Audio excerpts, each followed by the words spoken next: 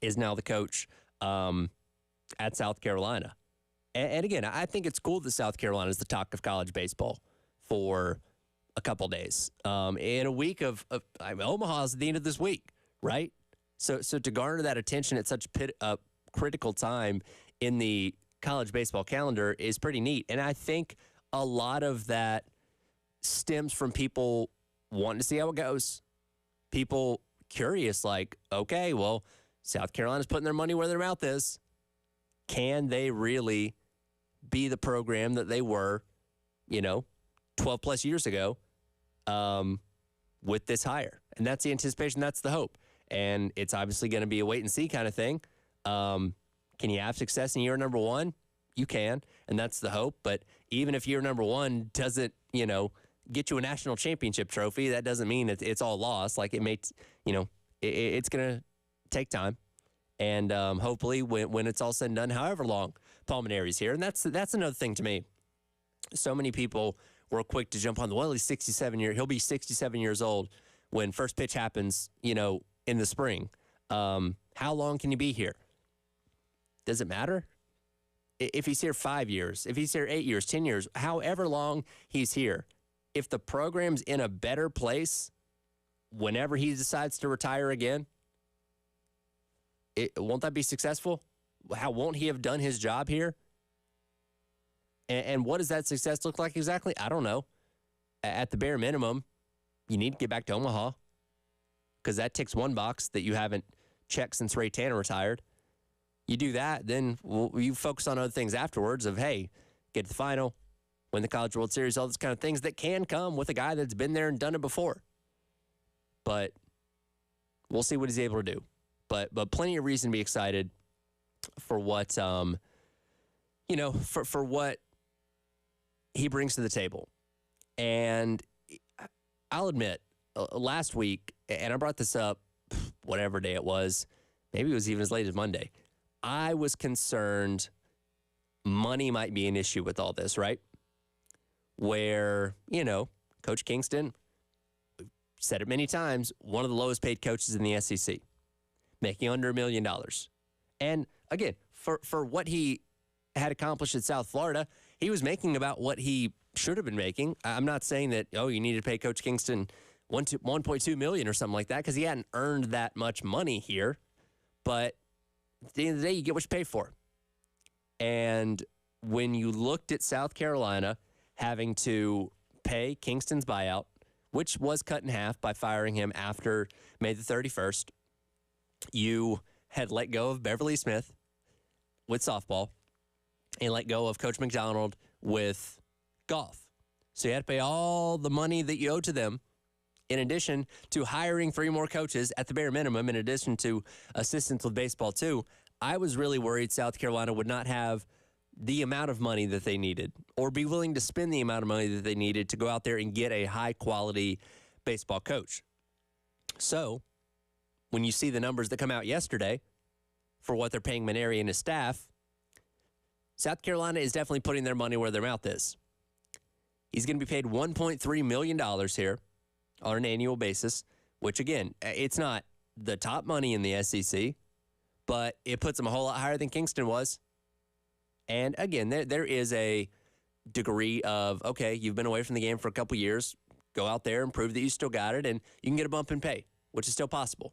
But I think that's a fitting starting point for somebody that has the resume that Paul Mainieri does. And not only do you bring in a high-level coach and pay him accordingly, you have a good staff behind him. And, I don't want to say a coach is only as good as their assistants, but having good assistants can help a great coach be even better.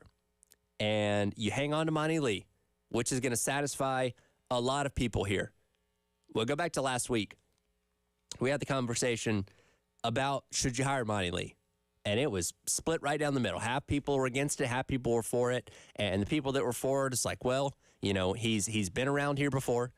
Has the Carolina ties, having coached at literally every school in the state, with the exception of the Citadel and Wofford, I guess, and I guess SC State. But you have that, and the fact that he's coached at Power 5 before, which Clemson, now he didn't have the most success at Clemson, which was the knock that a lot of people, including myself, did have on him. But you can't deny his prowess for recruiting, right? And his prowess for the connections that he's made within the state, which is important to have. So you keep him on staff, pay him $550,000, which makes him the highest paid assistant in the entire country. And obviously enough to entice him away from what seemed like a sure thing with him going to the Citadel before Kingston got fired. So now the Citadel's back to their drawing board of who they're going to hire as head coach. But you hang on to Mainieri, which again keeps your Carolina guy within the staff, which a lot of people, that's very important to them. So that there you go. That checks your box. And again, as an assistant, Mainieri's record speaks for itself. Is this something that he could potentially leverage in a couple years to being a Power 5 coach once again? Probably. I know we all want to quickly assume what the succession plan for, Coach Mainieri is going to be. I don't think there's a plan in place for that. That's too far out. And again, assistants come and go a lot. So Mainieri could be the next head coach somewhere in 3 years. So I don't think you can really put a plan in place because of that. In addition, you're bringing in Terry Rooney, his assistant baseball coach that he has ties with from his prior time at LSU. Guy was a head coach down at Central Florida for a couple years as well. Obviously, he's also a very good recruiter, and he's kind of was Mainieri's right-hand man for a period of time at LSU. So believes in him, believes in what he can do as a head coach, and will be a good addition to the staff as well as Joe Hendry coming over from UVA, who's been a part of 3 straight trips to Omaha for them, including this year. So he's got to wrap up things up there, but he'll join South Carolina as that third assistant. So it's pretty loaded staff, all things considered, with what these guys have accomplished at their respective stops. And it's a reason to be excited. And again, you're not afraid to spend that money. I mean, you're tying up well over, and we don't know what Hendry's going to make, but you're tying up somewhere in the neighborhood of almost $2.5 million in your coaching staff annually. That's investment in the program. And that, to me, is a way of dispelling this narrative that South Carolina maybe doesn't care as much as they used to. I want to hit a cut right here. Number 13 here, Dave. This is Mark Etheridge from D1 Baseball on the halftime show yesterday with Terry.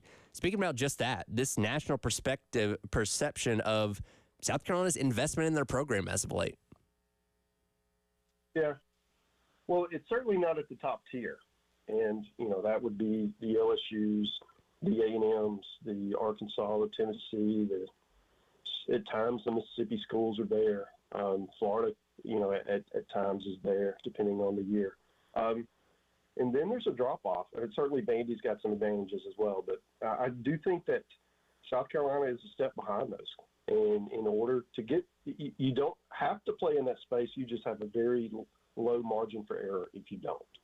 Okay, so in order to give yourself the best opportunity, you got to play ball, and that takes money. It takes commitment. It takes a lot of times taking money away from other sports to prioritize baseball, and that's a problem not just for South Carolina, but the Alabamas and Auburns and other places that are football crazed have the same issue.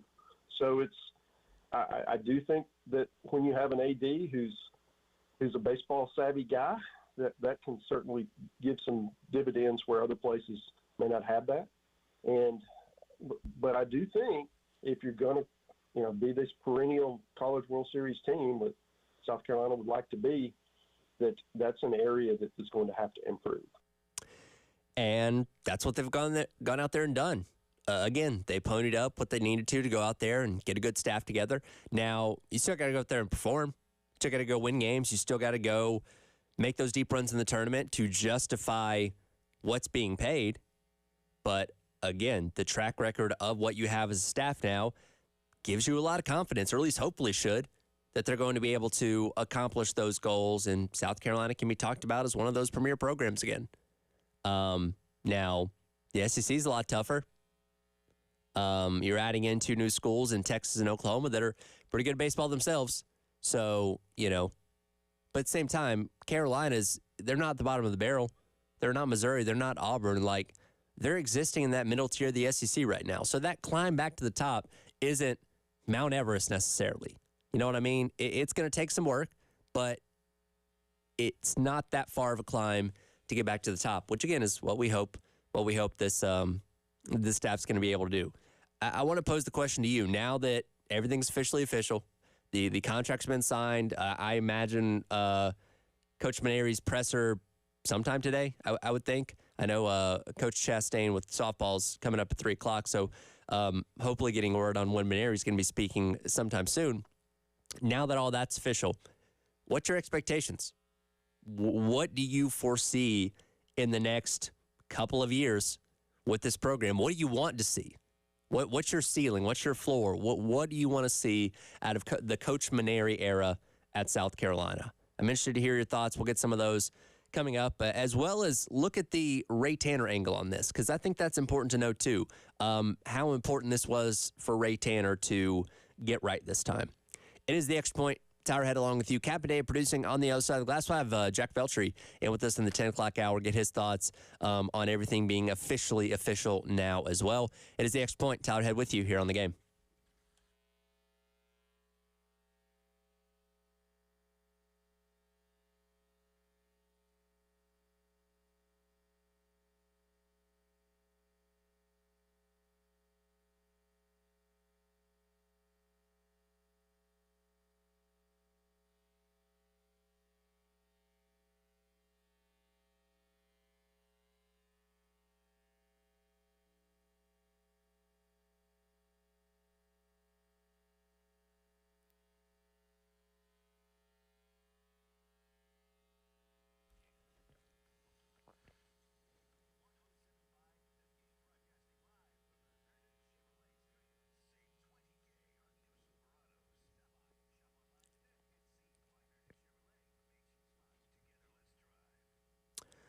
Oh, I'm always excited to tell you about my friends over at Twin Peaks. Busy week once again. Got the Copa America International Friendlies going on today, running through the weekend. See some of America's top squads finishing out their friendly matches, again, beginning today down at Twin Peaks. Also, PGA Tour, U.S. Open. Cancel all your plans because the next 4 days are for the U.S. Open starting tomorrow. Watch the world's greatest golfers compete with scenic views at every swing down at Twin Peaks. And coming up on Friday, June the 14th, it is National Bourbon Day. Twin Peaks was the bar built to celebrate National Bourbon Day, true American classics, barrel selects, and Grandpa's Stash. Can't go wrong with this selection. Raise your spirits and celebrate with the best bourbon in the game at Twin Peaks down in the Vista.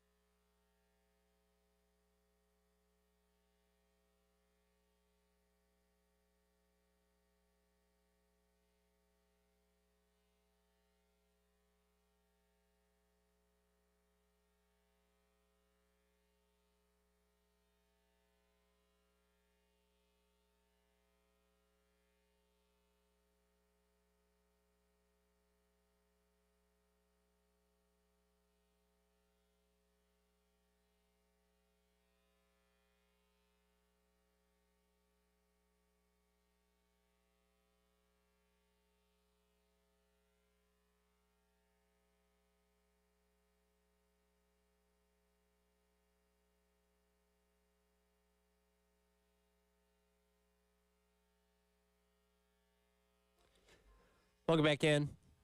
Extra Point. Tyred with you here on the game. I posed the question before the break there. Now that everything's set in place and we know what the future of Gamecock baseball is going to be, what's your expectations? Where do you set them? What are you expecting out of this program going forward, and what do you want to see? Matthew from Camden weighs in and says, I think it's a good hire. Checks all the boxes, great staff. Floor should be hosting a regional in year 1 and making a super in year 2. Hopefully a top 8 seed and Omaha by year 3 or 4. We're close. Just need consistency and a little better pitching. So Matthew's kind of looking at this as elevation, right?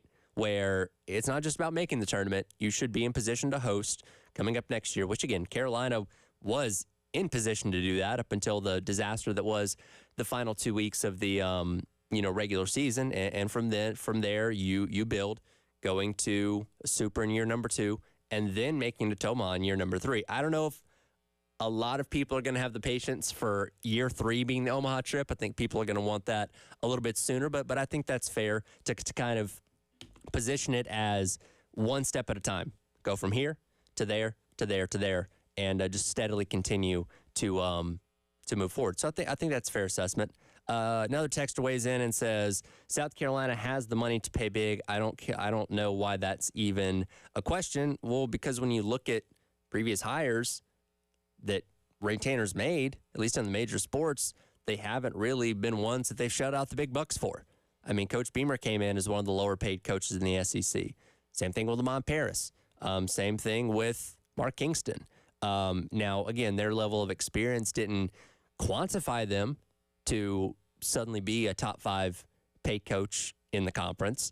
But it all kind of also goes back to the type of coaches that Ray Tanner's hired, which makes this hire of Mainieri so different.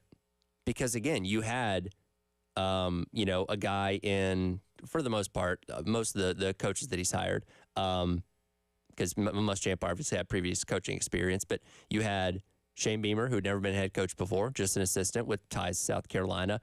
Lamont Paris, who had a couple years as head coach at Chattanooga, made the tournament, but not this long, illustrious career at it. And Coach Kingston, who had been a head coach, but at the mid-major level with a decent, an okay amount of success, but nothing ground-shattering or anything like that. So to go out there and hire somebody with decades and decades of head coaching experience that has made 6 trips to the College World Series, that has won a national championship, it's not really a typical Ray Tanner type of hire, but it's the hire that he needed to make. And we'll get another cut here from Mark Etheridge of D1 Baseball, cut number 14 here, Dave. Here's him talking about the importance of Ray Tanner getting this hire right. Yeah, I understand the point, and I do think that South Carolina has not been where they wanted to be, and since Tanner was there, honestly. I mean, Kingston had a few good years, and so did Chad, but the consistency hasn't been there, and and that's what Ray was. Man, he was, as a coach, he was very consistent. They were good every year, and some years they were better than good. I do think that I think he's at the point now where he's accomplished so much, and his time as AD has been, it's had some ups and downs, right? So this is a chance to go out his way. If this is what, if this is the way he's going to end his AD career, I mean, he's certainly hoping this is the last head baseball coach he hires. And if so, then he's going to get someone he's comfortable with. I think that has a lot to do with it. Not that he wasn't comfortable with Kingston, but I do think that there's I guess more comfort, we'll call it, with what he's, with the relationship with Paul. And Paul has won it.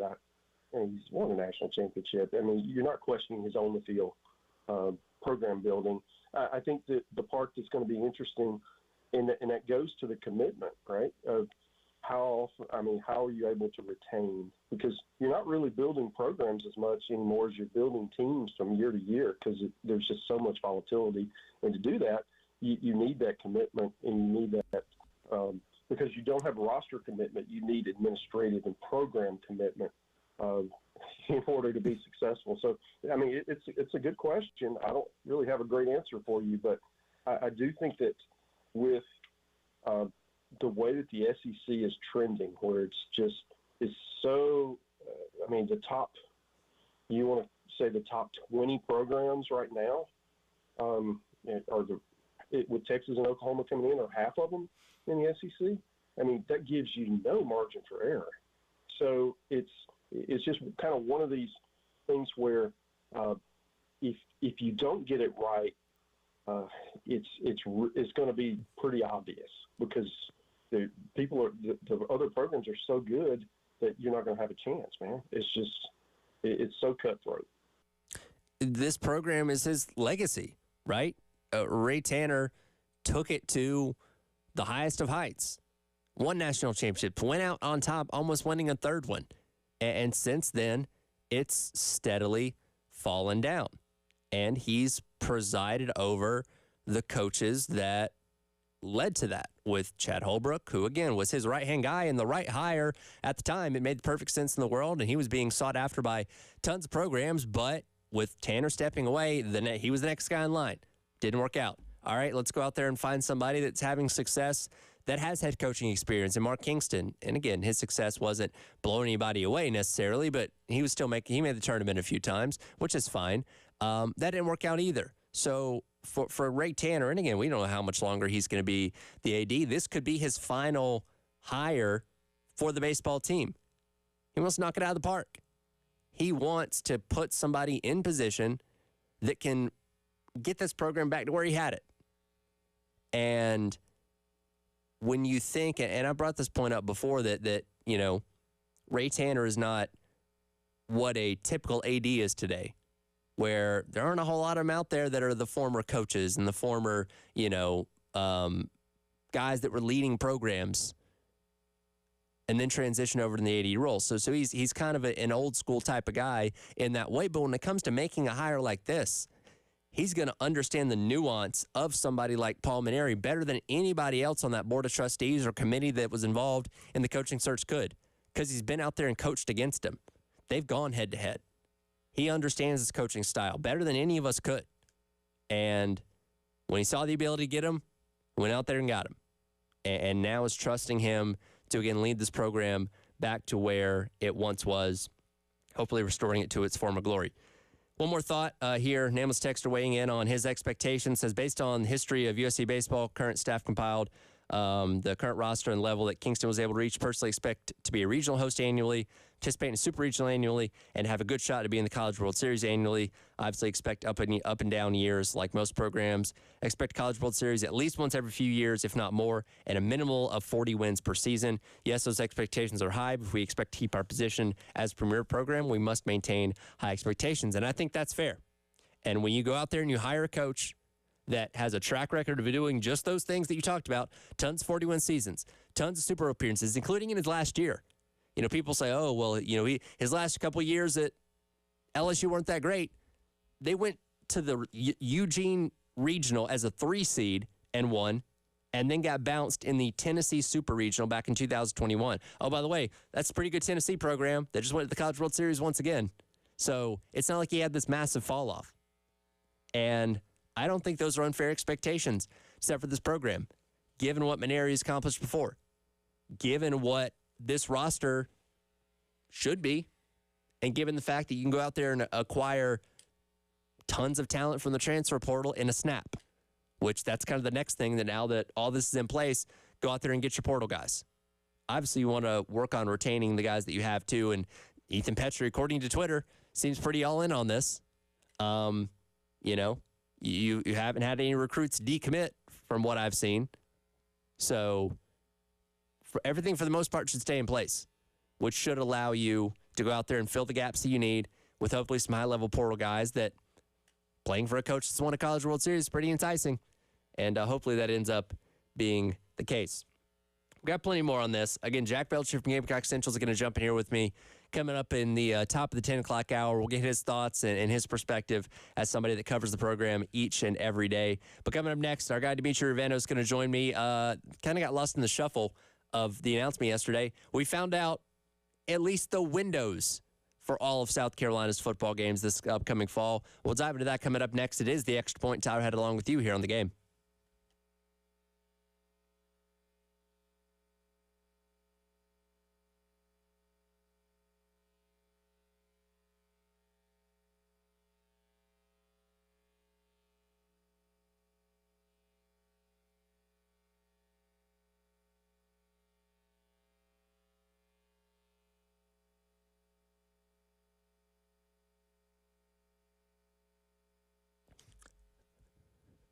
I tell you all the time about my friends over at Canty Foundation Specialist, and I'm happy to remind you once again, if you have any issues going on with your home, things like cracks in your exterior brick, cracks in walls or above windows and door frames, doors and windows that might be a little bit sticky, uneven or bouncy floors, or cracks over your garage door, if noticing any of these problems, any of them at all, you could have serious foundation issues with your home. That's where Canty Foundation Specialist comes in. They will send out a professional to your home to evaluate the issues that you're dealing with and give you a solution to get your home fixed up just right for you and your family to live comfortably. Go online to cantycanfixit.com to schedule an appointment. Again, that's cantycanfixit.com for an appointment with a professional from our friends over at Canty Foundation Specialist.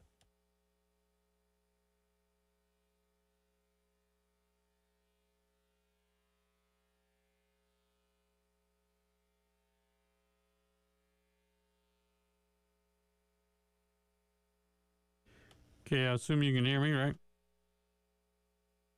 All right, we're good then.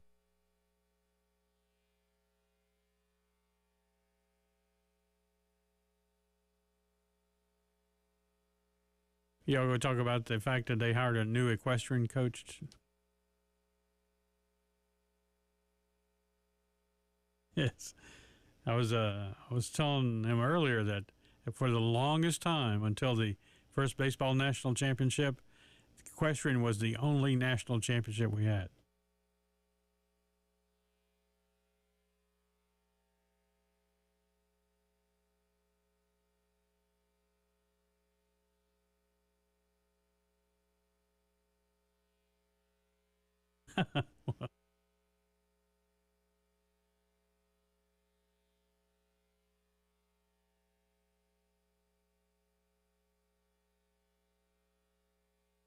Yeah.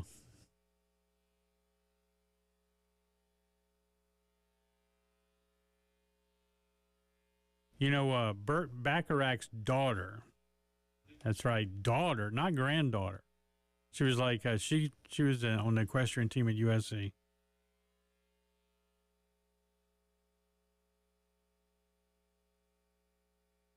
Ah,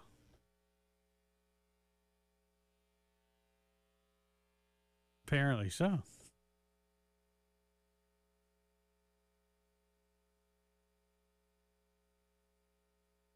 But he was like, that can't be his daughter. She's like 18 and he's like 103.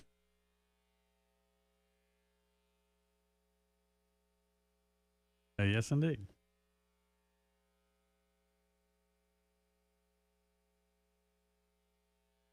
Yeah, that's that's true.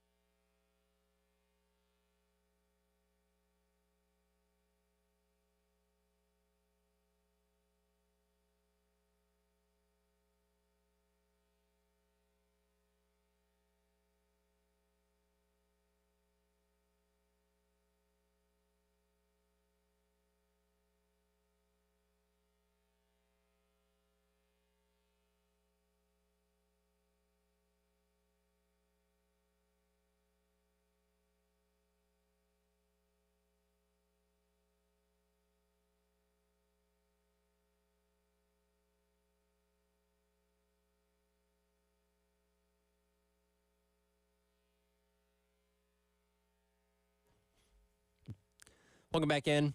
It is the Extra Point. It's Tyler Head along with you. Appreciate our friends over at Georgia Pacific for our Talking Hardwood segment each and every week as we bring in our friend Dimitri Ravenos, joining me as he does each and every Wednesday today. And Dimitri, man, we've been talking a lot about coaching hires this week with the new head baseball coach officially being announced yesterday. How do you set expectations for a new coach when they come in, regardless of the sport? Do you set them too high, do you set them too low, or somewhere in the middle? I think it depends on the roster being left behind for you, right? Like South Carolina baseball should be competitive for a spot in the playoffs every year. I don't think that is too much to ask. You know, the two high-profile coaching hires in football after the season, I think, are in very different positions. I would expect Kalen DeBoer in the next 2, maybe 3 years to be playing for national championships, whereas Sharon Moore at Michigan has a lot more he has to replace. I think he gets a little bit more leeway. I think that there is no one answer. It largely depends on what is left behind and their ability to adapt to whatever it is you want to add to the repertoire.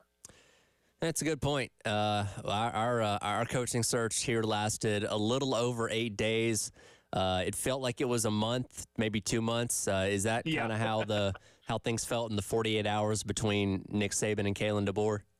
Yeah, absolutely. Like when we heard that they were going to interview the offensive coordinator, Tommy Reese, for the job, it felt like the sky was falling. And I talked to plenty of Carolina baseball fans that felt like the sky was falling and getting closer and closer to hitting the ground every single day that a name was not finalized. Like there is nothing scarier in this world than uncertainty. And when you have expectations of your program, I think when your mind wanders, it's never a good thing because it always goes to the very worst possible place. Well, nobody wants to settle. You always want to go out there and get the guy that everybody's soughting after and want to lead their program. And look, my favorite cliche: anytime you have a hire, regardless of the sport, when they get in the press conference, the whoever comes up and speaks first will always say, we got our guy. And right. you may know that, well, that was actually the 7th option, but they will parade him as the guy. But I do feel like this situation with Paul Mainieri, they actually did get their guy, not somebody they had to settle for. I don't know that I agree with that. I think when you get to day 8, you have probably heard at least one no. I know Mainieri was a little bit of a different situation because they had to talk him into coming out of retirement. So, right. Look, maybe he took some days to think on that, but I find it hard to believe that he was the first choice. I think it's a good hire. I just find it hard to believe it was the first choice. Well, take a shot if Ray Tanner says we hired our guy at the press conference later. Lost in the shuffle of this announcement yesterday was the remainder of the schedule of not only South Carolina, but the rest of the SEC. Not every single kick time, but at least the windows of when these kick times are going to be taking place this fall, which, Dimitri, this is a far cry from where we've been for so long with the CBS era where, you may find out, your week 1 kick time a month or so in advance, but the rest of the season, TBA in that 12-day window, and even sometimes shorter than that if you got that weird, it might be 7 or it might be 7:30 depending on the results of this upcoming week. But now we at least have windows and time frames for when all the games are taking place this fall. My favorite week in the history of the SEC on CBS, and forgive me, I am not going to remember all 3 games right off the top of my head, but the game that was on was Georgia and Carolina. And when they previewed next week, it could be Alabama, or it could be Tennessee, or it could be Auburn. Like there were weeks that we would get 3 possibilities, and there would be Uncle Vern trying to sell you on. It's a great matchup, but we don't know which one it is yet. And look, I understand the box CBS was putting themselves in because they wanted to make sure they had the best game of the week. And if you had 2 teams that were coming off losses, Ole Miss and Missouri or something like that, well, we're going to bump them. We're going to give you, Alabama and Arkansas instead or something along those lines. So I get it, but it is nice to be a little bit more streamlined with this where you can at least several months out ahead of time, get a rough idea of when these games can be taking place. Because the real variation, because Carolina has a night window for Akron, a night window for Texas A&M, and that will take place sometime between 6 and 8 o'clock. So that's, not too big of a gap there. Afternoon windows for Vanderbilt and Missouri, which is between 3:30 and 4:30. So you're either going to be playing on ESPN or probably on the SEC network. And then the early window for Oklahoma, which is between 12 and 1 o'clock. With a noon kick announced against Alabama as well. So again, you get a pretty good idea of where all these games take place. The only TBA left is Clemson at the end of the season, and that's rivalry week. We've already gotten Georgia and Florida moved to Black Friday, so who knows when that game's going to be taking place. Yeah, for sure. The other thing that back in the day, Georgia and Georgia Tech, not Georgia and Florida. You know what I meant. Yeah. I did do what you meant. The other thing you have to deal with, or I guess CBS used to have to deal with, remember, it wasn't until the SEC network came into being in 2012 that CBS definitively had the number one SEC game. They used to have to rotate each week, right? With ESPN, that one got, either one week the best game was at 3:30, the next it was going to be at 7:30. So certainly I'm glad those days are gone. I don't know that this giving you window stuff has clarified anything like in a way that feels satisfactory to me, but it is nice that now I could sort of look at the schedule and know what is the week I'm going to have to be up till 1 o'clock in the morning watching this game. Yeah, again, is it as perfect as actually having the kick time announced? No, it's not. But again, I understand when they want a little bit of flexibility there, which, by the way, the Ole Miss game is a flex coming up in early October, which sets it between 3:30 and 8 o'clock. So that can go either way. But, I do think it's kind of interesting looking at the varying schedules around the SEC where, the high-end programs have a lot of flexes like Alabama does. Again, we have the noon game against them in October down there in Tuscaloosa. How does Alabama view a nooner against a SEC opponent? We're better than that. I mean, just being blunt, that is the way that most of the fan base views a noon kickoff. Because remember, in town, that's at 11 o'clock kickoff, right? In Tuscaloosa, and that is not a lot of time to do your drinking unless you're staying up the night before. Personally, watching on TV from afar, I prefer a noon kickoff because I want to, by the afternoon, not feel locked into a single game. That's really my problem when either Alabama kicks off late or the biggest game of the night is on the West Coast and you are locked into an actual game until 1 a.m. Sure. Like, that's time to be casually paying attention to Hawaii, not locked into a game. Exactly. I didn't know your affinity for Hawaii, but when it comes to, and obviously, we do our pregame coverage here for all the home games, but I much prefer having that earlier kick for games that we actually have to go to because we're doing our pregame show, like 7 a.m., but you go to the game, it's a nooner, you're wrapping up at 3 or 3:30, takes another 45 minutes to an hour to get home, and boom, you're at home at 4:30, 5 o'clock, and you've got the rest of the day to watch the other games happening around the country. When we have, a 4:15 kick or a 7:30 kick, like the bulk of the day, it's spent, you're at the stadium, you're getting ready to go in, all that kind of stuff, where you can't actively sit there and take in all these other games, which for the purposes of doing this job, where I got to come in on Monday and talk about everything that happened across the country, it's much better to be able to view as many games as possible. Right, and when you are in my position where now you have to pay attention to at least the Panthers, if not the whole NFL slate as well, those early games actually give you the opportunity to take a breath and live a life a little bit on the weekends. Oh, so what is a life when the fall rolls around? That doesn't exist. That's very fair. Very fair. When you have teenagers, though, like, damn it, you will be forced to live a life, whether you have time for it or not. By the way, congratulations. Your daughter exiting junior high, correct? Yes, that's right. The real stuff begins. No longer can I tell her when she has an abundance of homework, why are you wasting your time with this? It does not matter. That's very true. Speaking of things that may not matter, how much would you pay for somebody's pants? Baby. An auction recently. Tom Brady's pants up for auction, and a pretty penny was paid for them. We'll dive into that coming up next. It is The Extra Point. He's Demetri Ravanos, joining me as he does each and every Wednesday. Tyler Head with you here on The Game.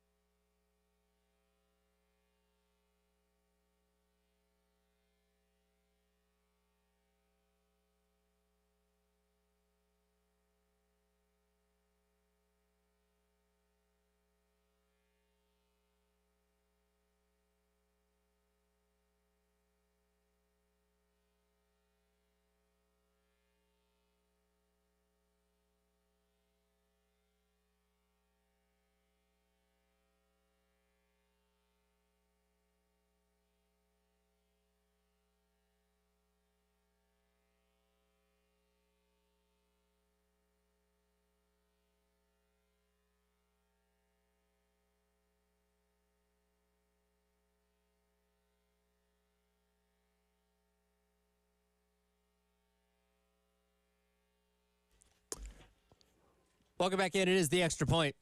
Tyler Head along with you. Dimitri Ravenos joining me, as does each and every Wednesday. And as I mentioned before the break, Tom Brady's pants from his final NFL game, that playoff game against the Cowboys back in January of 2023, were put up for auction recently. $89,100 were paid for them. Dimitri, my question is, A steal. what do you do with them? If you have Tom Brady's game-worn pants, what do you do with that? I don't have that money to blow. If I did, I'm not sure where I'd put those.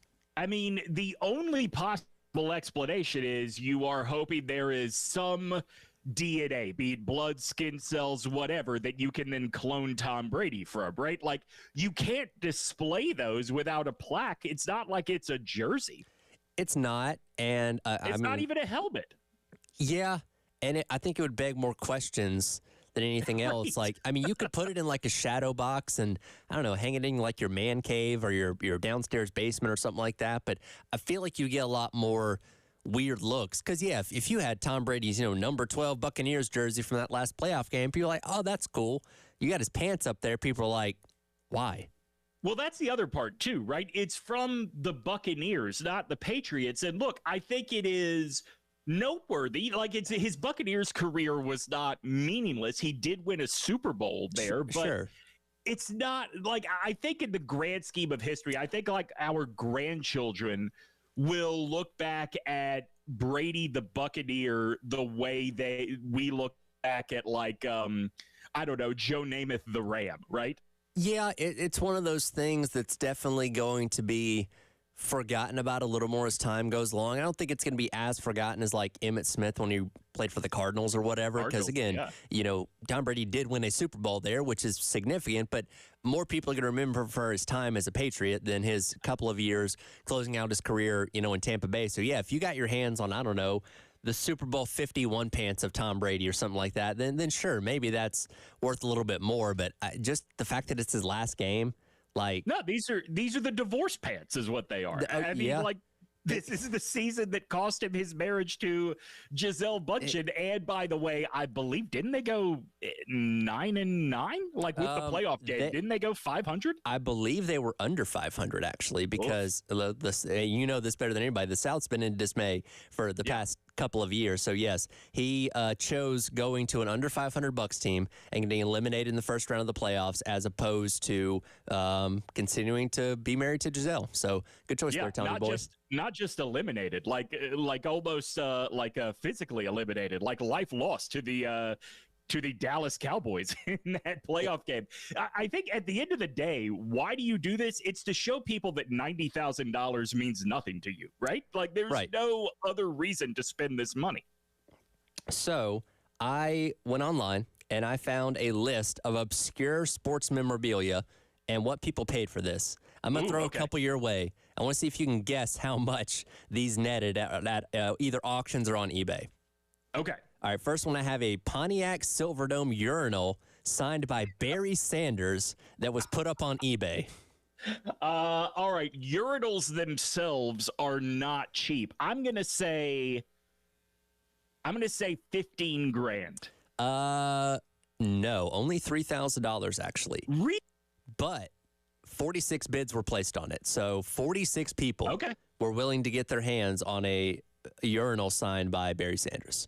Wow, Barry Sanders does not have the pull I thought he did. I guess not. Joe Frazier's jockstrap worn during the fight of the century. I mean, if that's more...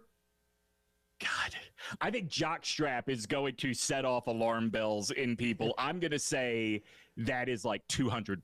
$10,200 actually. What? Yes. Oh, well, there you go. I was only 10,000 off. Ty Cobb's dentures. This is does this come with a certificate of authenticity? I'm looking at the picture now. There is a plaque. I believe it was in a museum prior to this.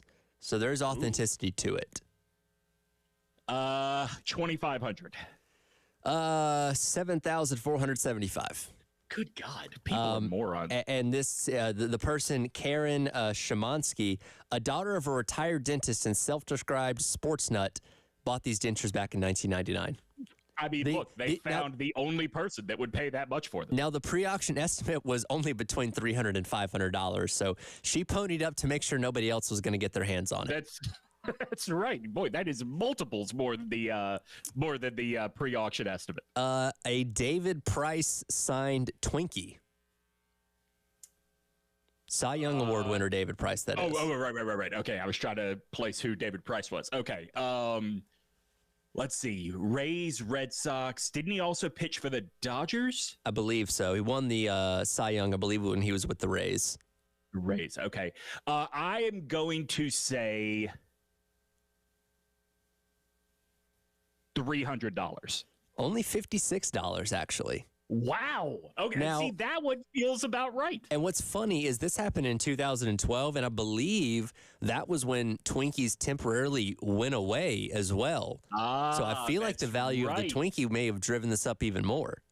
You know what? It tells me that a speculator had some inside information that eventually Twinkies were coming back and or David Price was about to fall off a cliff. I know people that paid far too much for boxes of Twinkies. Oh, my. You know people or you know of people? I know people that paid far too much for boxes of Twinkies that felt pretty dumb when they came back. Yeah, you need new friends. All right, last one here. A Pete Rose signed baseball with the message, "I'm sorry I shot JFK," signed Pete Rose. And I'm not making this up. I'm going to say that one went for... Oh, gosh, Pete Rose has flooded the market with his own memorabilia. I'll say $3,000. Only $107, actually. Yeah, see, that's the thing. He's flooded the market with his autograph now. Apparently, he's signed baseballs that say, "I'm sorry I bet on baseball, and I'm also sorry that I broke up the Beatles." So obscure messages and Pete Rose autographs, I guess, go hand in hand. I'm sorry for that hair. Should be one of them. That's right. Well, that is our trip down the lane of obscure sports memorabilia, and hats off to whoever spent almost $90,000 on Tom Brady's pants. I hope they serve you well. Maybe you'll wear them around the house. I don't know. I was about to say, well, pants off, because you can't wear two pair at the same time. That's very true. Maybe you sleep in them. I don't know. That they probably wouldn't be very comfortable, but no, to each their own, I guess. All right, Dimitri, appreciate you as always. We'll check back in with you coming up next week. All right, thanks, Tyler. All right, that's Dimitri Venos. Join me as he does each and every Wednesday. We'll jump back in to the conversation about South Carolina's new baseball coach, Paul Mainieri. Jack Belcher from Gamecock Central joining me in the next hour here on The Game.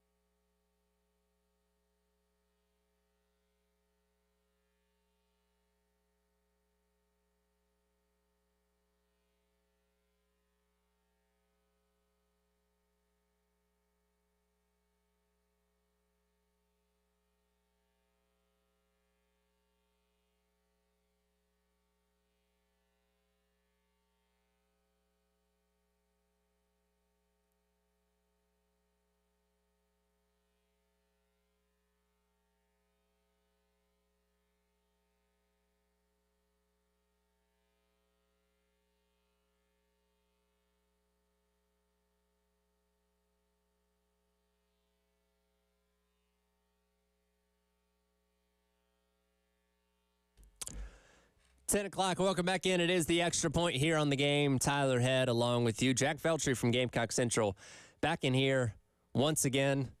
What a week it's been for you, huh?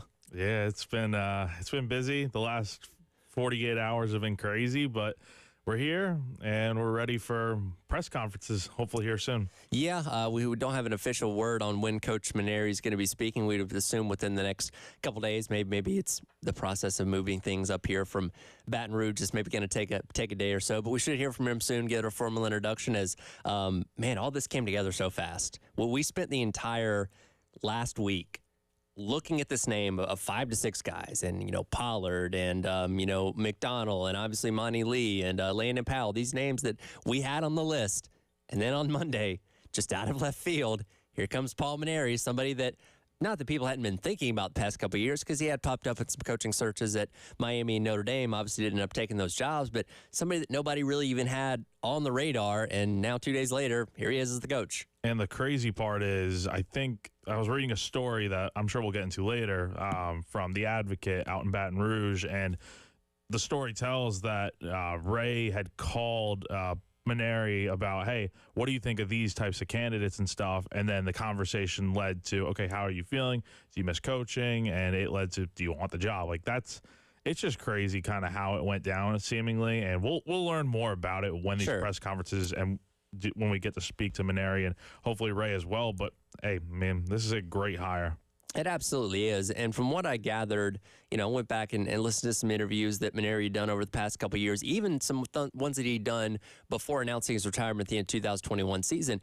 It was clear he was not wanting to retire, but his health put him in a position where he felt like he needed to, because it was keeping him from being the best version of a coach that he wanted to be. And LSU was still playing really well. They made it to a super in his last year there. It's not like they were just missing the tournament or anything like that, but he obviously still had that desire to want to get back out there. And for whatever reason, the Miami Notre Dame jobs were not enticing enough to him. But when your old buddy Ray Tanner calls up, the one that you went head-to-head with many times, says, hey, I want you to lead my program and get them back to where I had them 12 plus years ago, that can be something hard to turn down, I guess. Yeah, and when you put those two guys together, those two baseball geniuses together, combined with the coaching staff that they're going to have here at South Carolina, I think this can be a really strong partnership for what is hopefully at least the next 5 years. We'll see what happens, but I've seen a lot of people question the fact that he's 66 years old and he'll be 67 by the time he coaches his first game here. Personally, I don't think it's that big of a deal. I mean, look, he's got a lot of years ahead of him. I mean, he's said that he feels like he's 40 years old rather than 66, so we'll see what happens, but I think he'll be fine. And people age differently now. I know we may be preconceived to think that, in your late 60s, everybody's frail or in the retirement home or whatever, but that's not really the case. There are many very agile 66, 67-year-olds that are still capable of going out there and coaching at a high level. And look, let's just say he is only here for 5 years or something like that, coaching into his early 70s. As long as the program's in a better place when he leaves or retires again or whatever it may be, he'll have done his job. Like, that's the thing. It's like, okay, you've got a program that's right here where Coach Kingston had it. Not terrible, but not amazing either. It was kind of floating around in that middle ground. And for what Carolina baseball had been for so long, that wasn't acceptable. So you go out there and you hire a guy with this incredible resume that's won a national championship, it's been to Omaha a ton of times, say, okay, take the program that's right here and elevate it back to at least here, and we'll go from there. So if he does that, then he'll have done his job. I definitely agree with you. I think he's probably going to leave it better than he found it. And look, within a 5-year span, we don't know what's going to happen in the next 5 years by 2029. But I think it would be hard to believe that South Carolina is not getting better over that time span. Like, I think they're definitely going to get back to Omaha at some point. I feel like they have to. With the players they're going to have in place and the coaching staff, it just makes sense, I think. Well, that's the expectation. I asked the question to a lot of our listeners this morning, and some of them waited on the Firehouse text line, like, what are you expecting? All of them obviously said Omaha, because that was what the big knock on Kingston was, that he never got them past the Super Regional. Went to a couple, including last year, where there was optimism, but you never got to the place that Carolina was a perennial contender for every single year for decades and decades and decades, and hasn't been over the course of the past 12 years. So for a guy in Mainieri who's been there and done that plenty of times before, knows what it takes to build one of those kind of teams, college sports has changed a lot since then, and we'll get into that in a second, but there's no reason why he should not be able to get this team there. No, definitely. And I'm glad you brought up the whole, future of the sport with the transfer portal and NIL and stuff. The game is much different than it was back then in 2021. But here's the thing. While he's coming back into the fold, and it's been 3 years since he was coaching, he's going to have guys around him that have shown that they can go out there and recruit. I mean, you have Hendry from UVA, you have Mainieri and Rooney. I think it's a really strong trifecta of guys that know how to recruit, and they do it from all different parts of the country. I mean, Mainieri specializes in the state of South Carolina. Rooney's been in the Midwest with Baton Rouge and stuff. And then you have Hendry, who's been with the East Coast and, doing player development over there. So right. I think it all works out really well, and that takes a lot of pressure off of Mainieri coming back into the fold. Well, I got to think, just the resume alone, that's going to be enticing for not only guys out of the high school ranks, but guys coming out of the portal. It's like, okay, I want to go play for a guy that's made 6 trips to Omaha, that's won a national championship, that's put a ton of guys in the major leagues. Like, yeah, that in and of itself is a recruiting pitch. Definitely. And you're seeing a lot of guys, not just from the transfer portal, but from South Carolina specifically, showing their support already. I mean, Ethan Petrie was obviously the first guy to let it be known that he put the Let's Go Gamecocks tweet out, and then Blake Jackson, Kennedy Jones, and Roman Kimball have all followed suit. So I think we're going to see a trend here of guys wanting to not just play for Mainieri, but play for this coaching staff. I mean, Rooney's developed, great pitchers over the years. Monty Lee is obviously a fan favorite around here. What's not to like about this coaching staff and playing for a potential contender every year? No, nothing at all. And again, you had some of the key players there that you mentioned that seem to be going to stay. You're going to have a few guys that are going to transfer. As we talked about the ones like Hornug and stuff that, transferred out last week. It's going to happen. It's just part of the process. And there can be some guys say, hey, I committed to Coach Kingston. Coach Kingston's not here. I'm going to go somewhere else. And that's fine. But you keep some of the heavy hitters, you should be okay. And then again, you have the opportunity to get whatever you can out of the portal, which again, when you have a guy with the resume of Mainieri, it's going to be very enticing for some of those guys to want to come play here. And who knows what this roster can look like in 2025. Now, am I going to sit here and tell you, this team should win a national championship next year? No. But if you build a good enough roster, you're going to set some high expectations for people. Yeah, and I wonder what the expectation is going to be next year. Obviously, every year the goal is to get to Omaha. Sure. But in terms of realistic expectations, I feel like there needs to be a plan of, okay, we need to get here by year 3 or whatever the case is. I think you got to give it time. That's the thing. You can't expect a winner overnight. Sure. But you can expect Mainieri to build a solid roster with the recruiters that he has and get some players to get back to where South Carolina wants to go. I would say most people would probably set the expectations of around 40 wins, if not at 40 wins. Being a host, to be one of those top 16 national seeds. Now, you'd love to be a top 8 seed where you'd be guaranteed toast and a super as well. But I think you get yourself back to being a host again. Because, again, that was a big knock on Kingston for a while was, he never truly hosted outside of that 1 year, weird year with Virginia. But they finally did that 2 years ago, got to the super, and then you took a step back this past year. So if you can at least, I feel like, be one of those national seeds to host a regional next year, then – and again, you want to go deeper than that, obviously, but if you only made it that far, I still feel like that would be people looking at this saying, okay, that's a step back in the right direction. Yeah, I think 40 wins, hosting a regional and potentially a super, I think that's all signs of progress, and I think that would win the fan base back over slowly but surely. That's the big thing. You got to be able to get right out of the gate, be able to win this fan base over. Because, I mean, look, it's a tough group to win over because these fans care about baseball more than most in the country, and they expect to win. They've seen Omaha year after year, and they know that this program is good enough to get back there. It's just putting the pieces in place to do so. Well, that's been the interesting thing, and we've talked about this with Wes a lot, where he brought up his experience of like going to the Georgia series a couple weeks back, where this is a nationally ranked team that you're fighting to be a nationally to be a regional host yourself that weekend, and he just felt like the fans just weren't as into as they've been in years past. I remember Kip Balk night on TV when Arkansas came to town was like, man, where's the energy? Why aren't these people as up and as excited as they should be for a big-time team like Arkansas coming to town? And there's just been this long, persisting apathy with Coach Kingston. They're like, yeah, we're good, but we're not that great, to where people just don't care as much, and in turn may not be investing as much in NIL and those kind of things. When you bring in a coach like this that has the resume that can get you excited again, that in turn should generate a lot of excitement throughout the entire fan base. I can definitely second what Wes had to say, and what most people probably think. I mean, the fan turnout this year was just not on the same level as it has been in years past. I mean, you look back to that regional last year, fans were nuts. They packed out Founders Park every game. But when you look at this year, I think fans were just tired of Mark Kingston, and they knew his time was coming to an end. And why support something that just isn't working? And now that you have a new coach, you get everyone excited. It seems like everyone's pretty excited about this for the most part. You have some people still questioning the hire for some reason, but rightfully so. I get it. But I think this is going to be the start of, the return of getting back to normalcy with this program. And that also starts with, donating to NIL and all that stuff with Garnet Trust. And that's how you turn a good product. I mean, that's how it works these days. And from everything that I've gathered and read and heard of Coach Mainieri up to this point, very personable, very friendly with the media, seems to be very involved with the community as well, which is exactly what you want in a head coach. And this isn't a knock on Coach Kingston, but I don't think he fully embraced the community maybe as much as he should. When you look at like what Beamer does, what Lamont Paris does, what Don Staley does, being involved in a lot of things going around here, in addition to other sports happening at the school, it just seemed like Coach Kingston wasn't quite that guy. And I think that rubbed a lot of people the wrong way to feel like maybe he wasn't as invested as they wanted him to be. And it's easy to see how that kind of plays out because when you compare it, it's obvious that Kingston did not put in the same, I don't want to say didn't put in the same type of effort as these other coaches to get involved, but he obviously just wasn't on that same type of level of going to games and stuff, at least that we have seen, like going out in the spotlight and all that.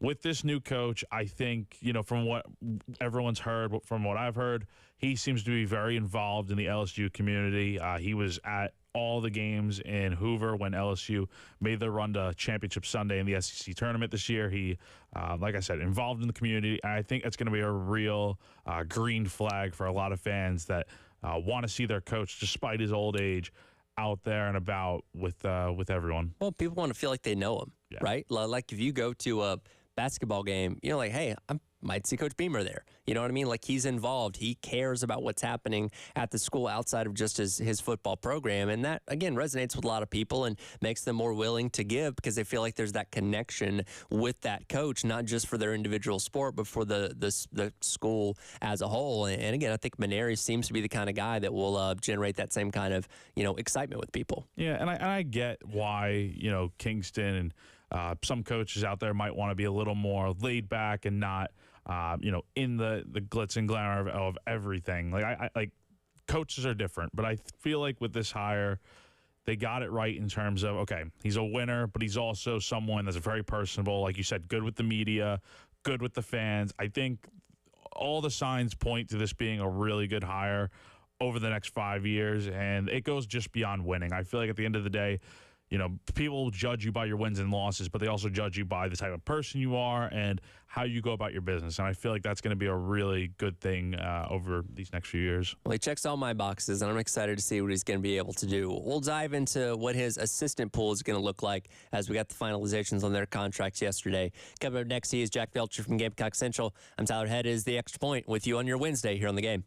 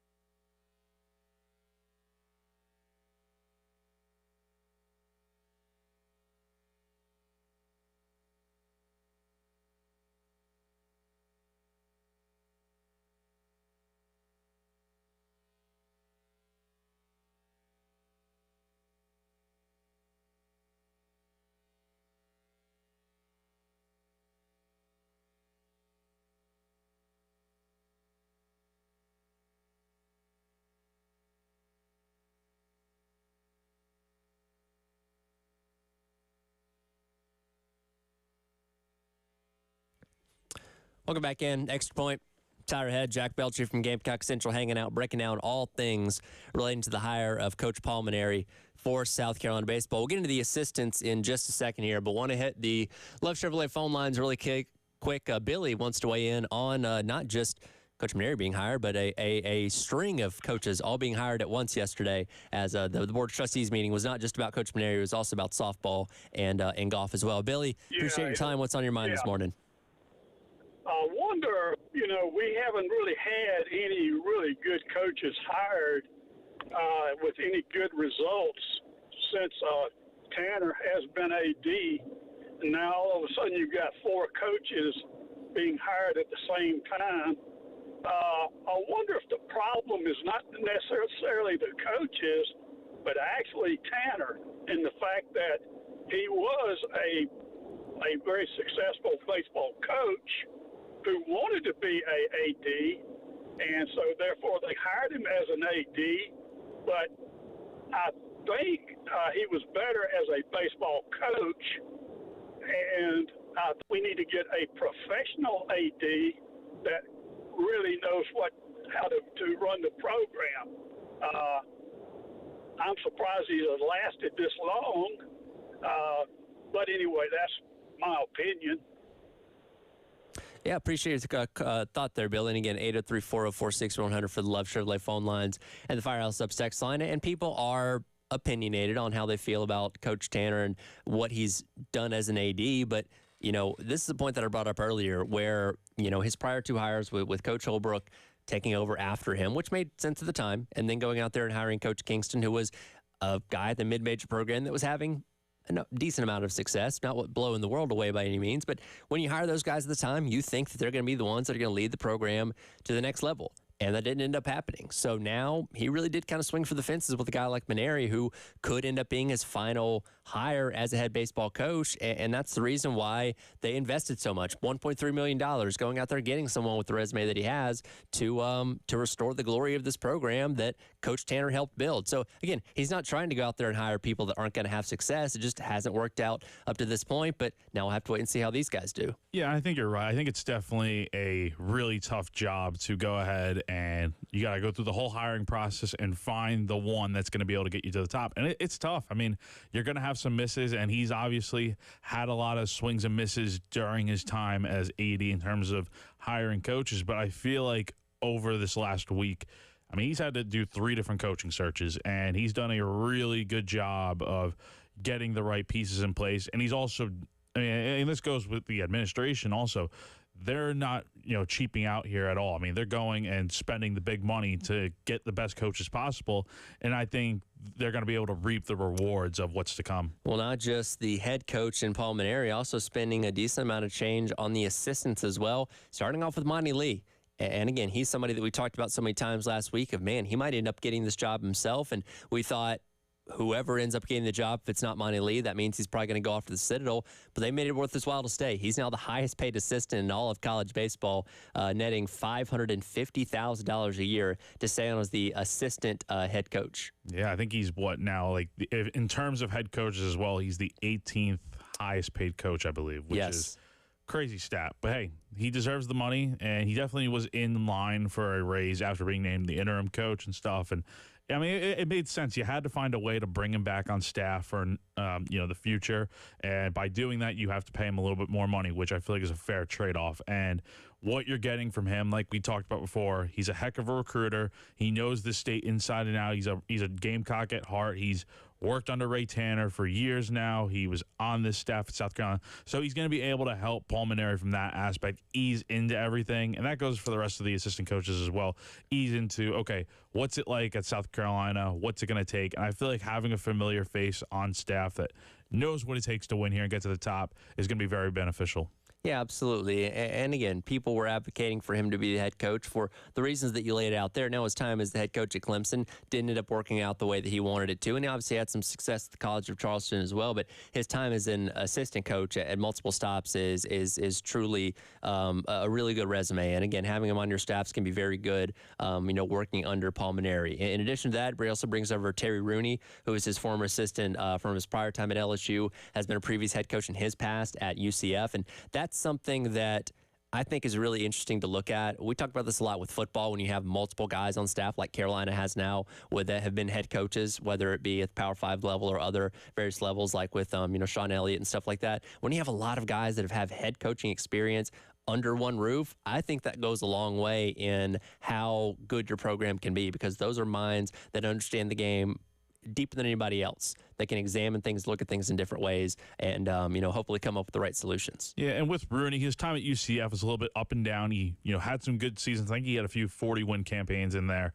But when I look at him and his track record, the big thing that stands out is the way he's able to develop pitchers, right? When he was at Old Dominion in the early 2000s, he was able to recruit and land Justin Verlander, who's going to be a future Hall of Famer in the MLB someday in Cooperstown. And then you look at his time at LSU when they won the national championship in 2009. They had the #1 recruiting class in the country, and a big part of that was under Rooney. And then looking at his track record with pitchers, I mean, he's got 20 guys, I believe, that have been selected within the first 10 rounds of the MLB draft. So if you're a South Carolina pitcher right now or someone in the transfer portal looking for a new home, I think why not go work with a guy like Terry Rooney who can get you the results that you're looking for? Well, and that's what we talked about last week with the importance of, obviously, we want to hang on to guys like Ethan Petrie and stuff like that, but the young freshman pitchers, guys like Marlott, Coppy, that we've seen a lot of promise out of this season. Okay, you don't want to lose those guys because that's the future of your staff these next couple of years. You have a guy like Rooney that brings that resume to the table. It's like, yeah, I want to work with that guy. That guy can get me into the draft or whatever it may be. We can go win national championships with this guy. Like, that's very enticing to get some of those guys to want to stay. And I think next year is going to be a massive year for this pitching staff. I think things are going to be a lot better. I mean, this year there were a lot of questions. You had a new pitching coach coming in, and Matt Williams did what he had to do. He did a fine job for the most part. But again, there were definitely some struggles in there, and some guys definitely underperformed. I feel like if you're able to return a good bit of last year's pitching staff, Eli Jones you're going to get Roman Kimball back, the freshmen that we've talked about. If you're able to bring those guys back and couple that with maybe getting a few big-time transfers that are more experienced and have some room to grow into the fold, I mean, Terry Rooney can really do wonders with this pitching staff next year. Well, and I also think it's good to have somebody, and again, from Mainieri, who's been out of the game for a couple of years, have somebody he's familiar with on staff. Like, just have somebody that he's comfortable with being around and kind of knows, knows his mannerisms and stuff like that to help him get along with how he needs to be here at South Carolina, in addition to getting him up to speed on what's happening with NIL and the portal and all those other kind of things that have changed since Paul Mainieri has stepped away from the game. And then the other assistant, as we talked about, still with UVA right now as they are in the College World Series for the third straight year, and he's been credited as being a big part of that, is Joe Hendry, who's going to be coming on as the third assistant for South Carolina. Yeah, John Hendry is the last addition to the staff, and it seems like a good one. Again, his role at Virginia was director of player development. So again, when you add all these three guys together, Monty Lee, Terry Rooney, and John Hendry, you're going to get a trio of guys that know how to develop players and also recruit, and they all have their own specialties. Now with Hendry, he's listed as just an assistant coach when you go on to South Carolina Baseball's website and stuff. So we don't know exactly what his real day-to-day role will be like, but I can imagine that he's definitely going to be involved in the player side of things and helping develop them and recruit and all that. And I guess since he's still with Virginia through the World Series, then maybe you have to wait until all that's done to get all the finalization. We don't have a contract for him either. We don't know what he's going to be making, so maybe we have to wait until he's done with the Cavaliers to get all those details. Yeah, and I think you're right, because when they had the Board of Trustees meeting yesterday, he was the only name from the coaching staff not listed, and then obviously in the press release after, his name was mentioned. So I imagine once Virginia is done with their season, we'll have a little bit more finite details on that. Let's get a Louisiana perspective on this. Koki Riley from The Advocate going to join us coming up next. They sat down with Coach Mainieri talking about his return to coaching just the other day. We'll get their thoughts coming up next. It is the Gamecock Central. It's not the Gamecock Central Takeover Hour. He's Jack Felcher from Gamecock Central. I'm Tyler Head. It is the Extra Point here on the game.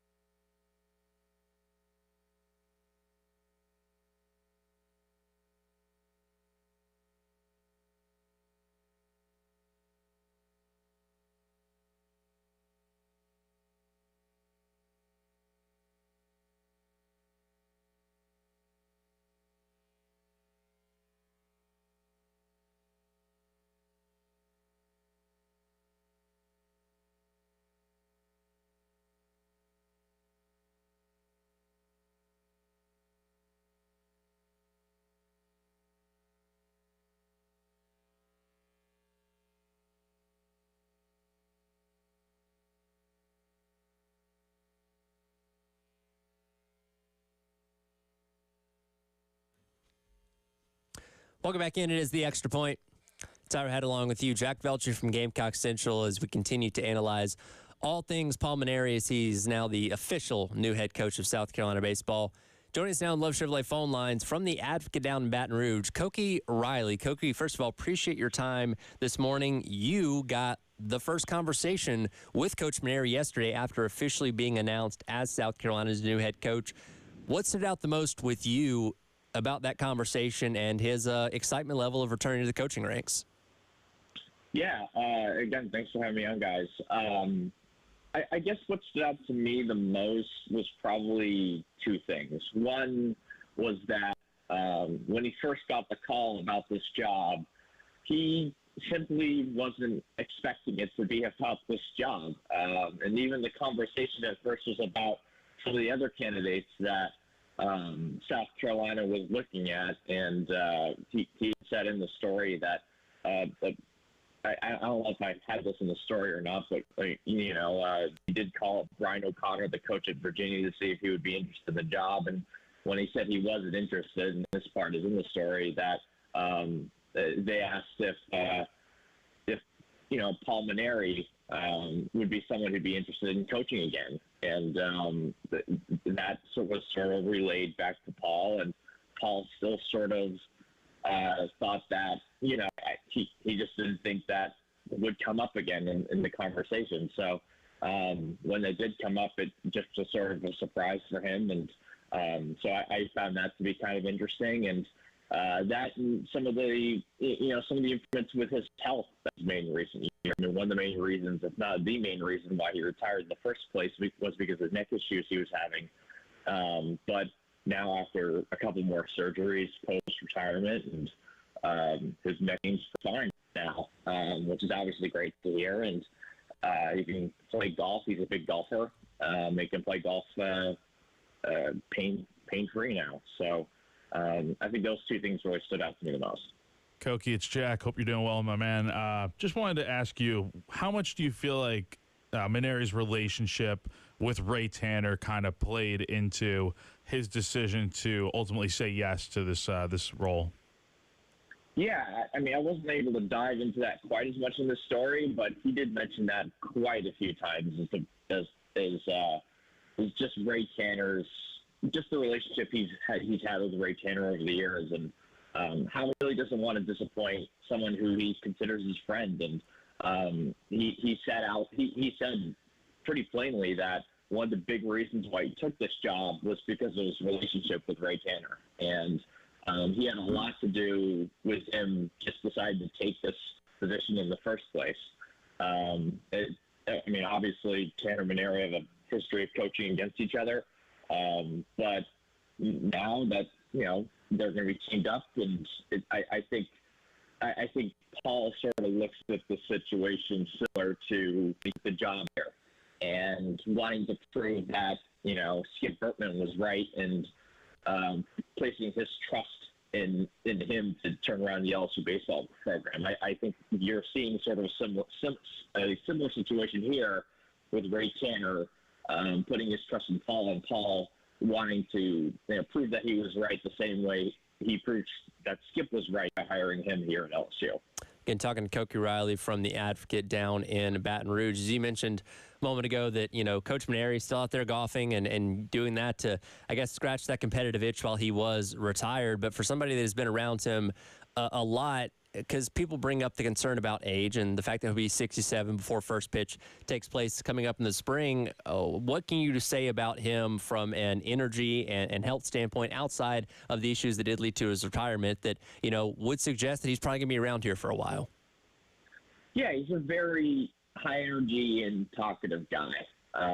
He's someone who's extremely friendly and just very much a people person. And I can say that because, I did a story talking to him just before the start of the SEC tournament. It was sort of about how LSU was supposed to LSU was going to make the postseason. He obviously coached a couple of LSU teams that were kind of on the teetering line of whether they'd make the NCAA tournament or not. And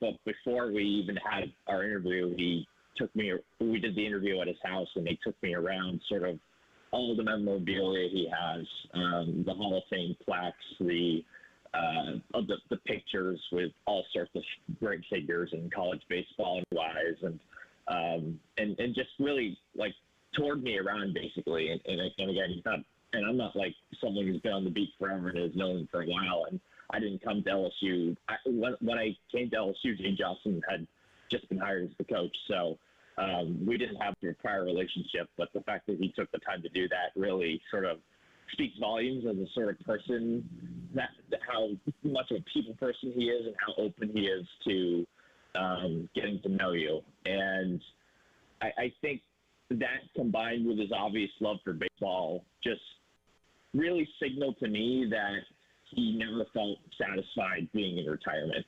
And he still has the energy and he still has the will to continue coaching. And I think the bigger questions heading this interview was, what's his health look like? What's his health status?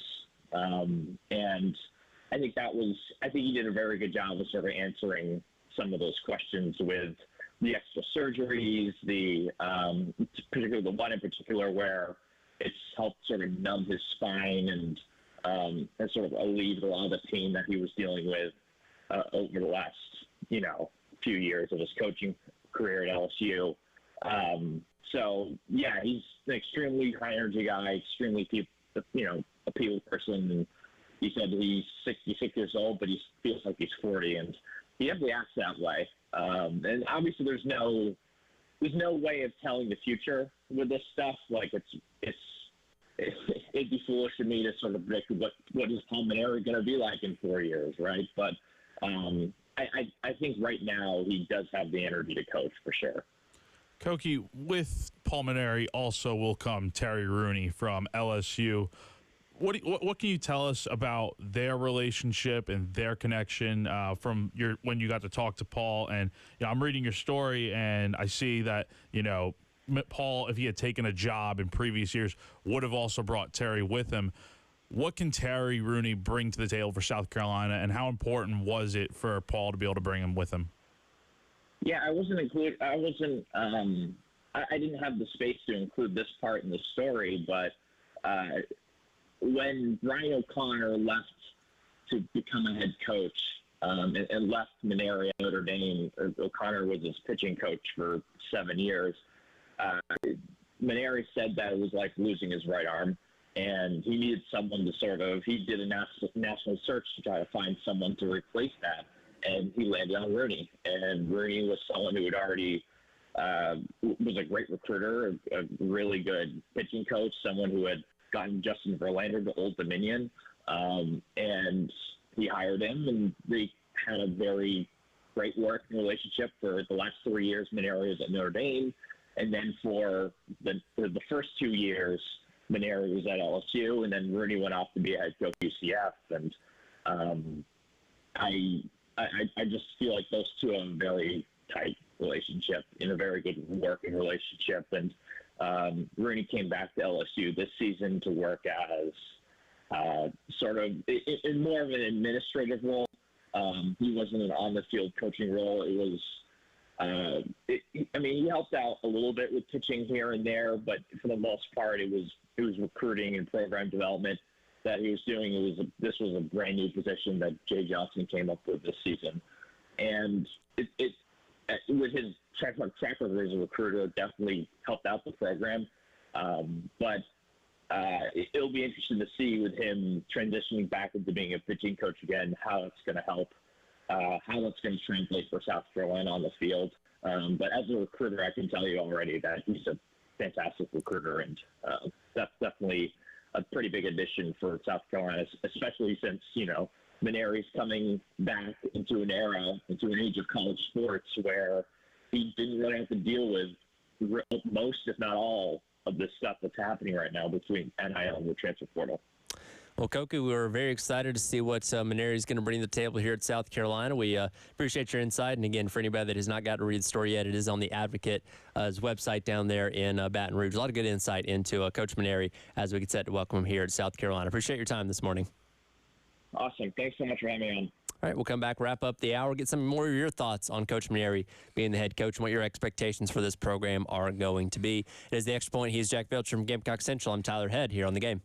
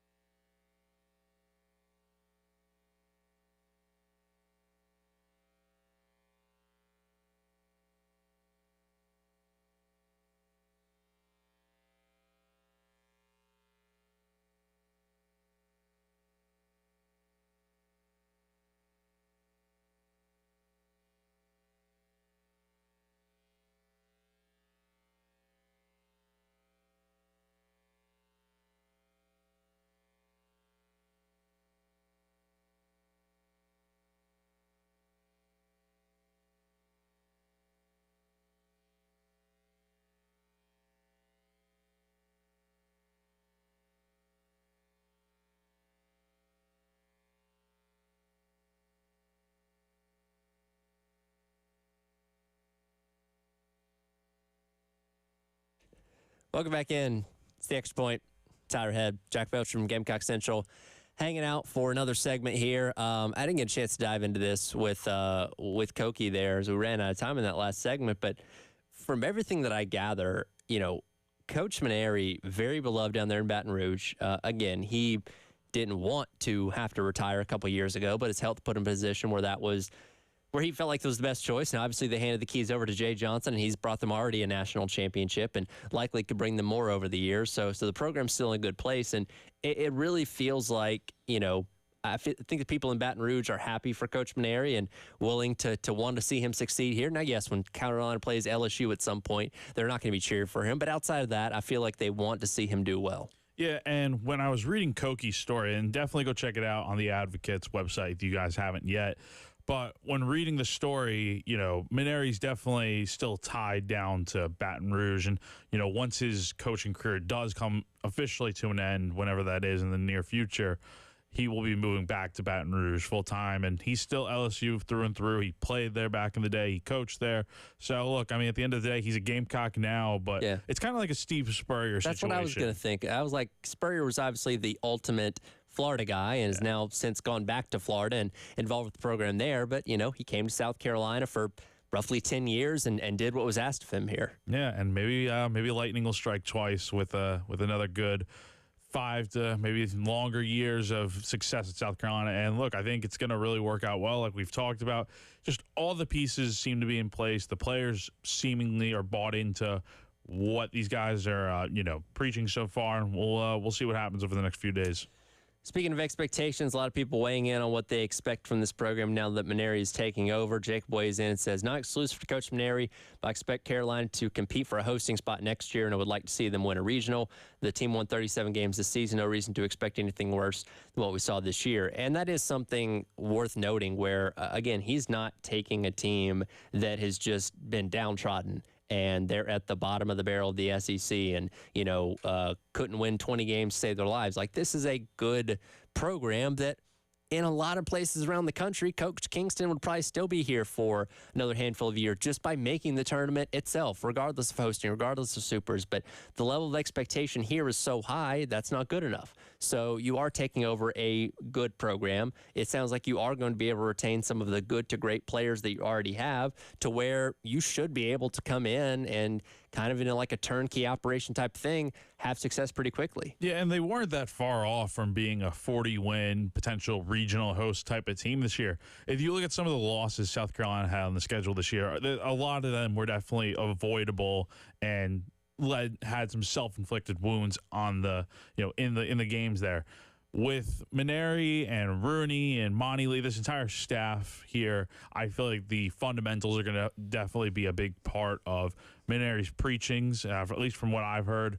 And I think the defense will be a lot more cleaned up this year. I know that was a big issue for the team this season. And then you look at the pitching. I think the pitching is going to be a lot more developed under Rooney. I find it hard to believe that they take a step back next year. I think regional host should always be the goal, regardless of the situation at South Carolina, and I feel like they can definitely get back to that next year.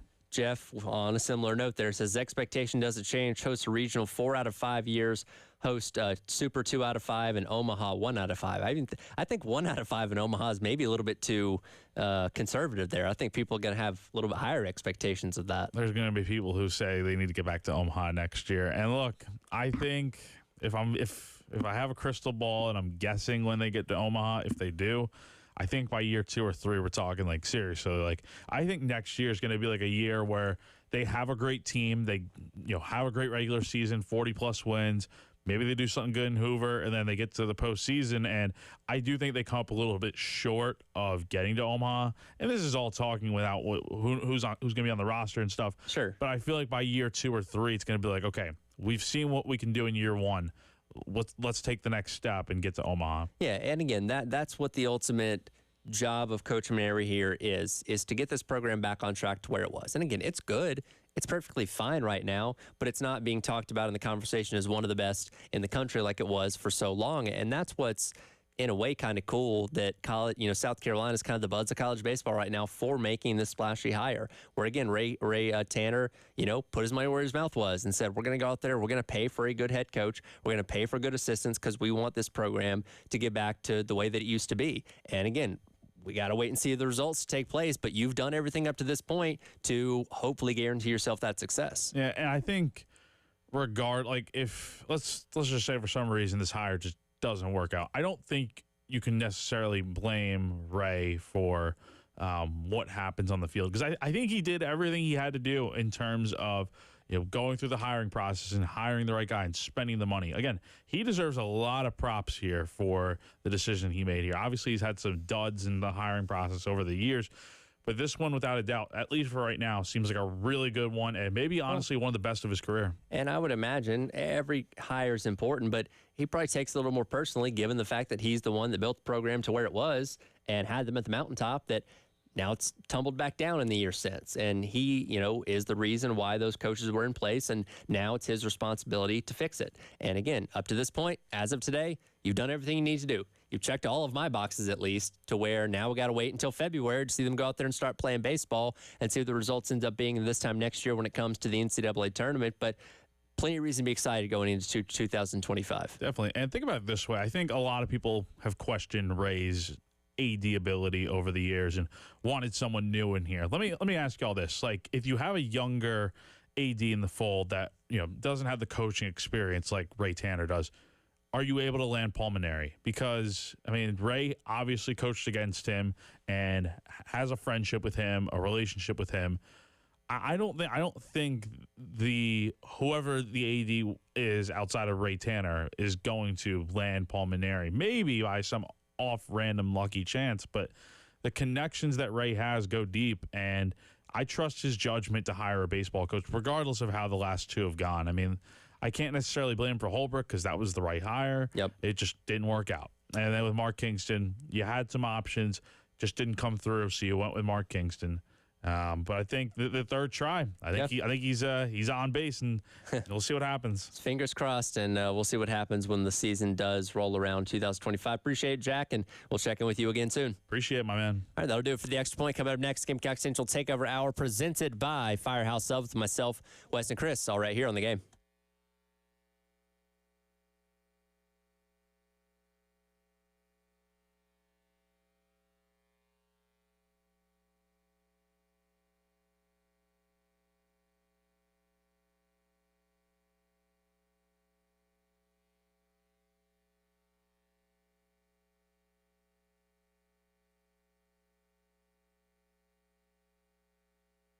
All right, I want to tell you about our friends over at Integrated Media. If you want to outfit your home with a complete smart home system, they can do it for you. Something as simple as mounting a TV, hiding all those ugly wires, getting them out of the way. They can source the equipment for you. You don't have to go to the big box store. You can use a local company right here in the Midlands. They have a showroom in Chapin. They can tell you what the best equipment is, and then they can install it for you so you don't have to worry about it. Again, our friends at Integrated Media, integratedmediainc.com. Go to their website, check out their services. Again, they can do anything as simple as mounting a TV for you to a complete smart home system, security and cameras, TV installations, audio, video, home theater, and complete smart home systems where you can control all your lights, your devices, and your thermostat from the touch of a button. Give Michael and Nathan a call, 803-948-8327, integratedmediainc.com.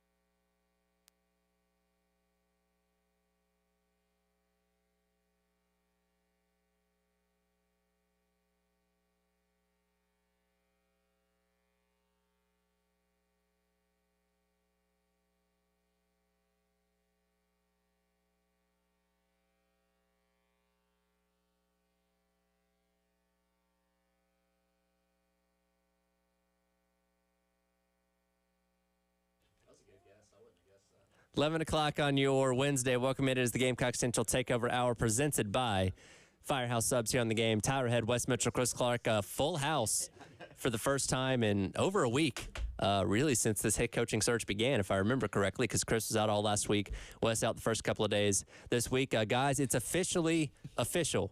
Paul Mainieri is the new head coach at South Carolina. How about that? How many guesses when we first started talking about this search? How many guesses would you have needed to get to Paul Mainieri? Well, according to insider reports, he was not contacted about this until this past weekend. So even he wasn't on the radar last week when we were breaking down all the candidates that were on the table. Yeah, but I'm just saying from like a crystal ball. Yeah, nowhere. Like if you had no information, you were just like, I want to pick a coach. Paul Mainieri, I don't think it would have been in my top. There was not a lot of reason for suspicion, I don't think. Exactly. But, I mean, as we've had a chance to digest this thing, I think just as important as the Paul Mainieri hire itself is the staff that they've accumulated.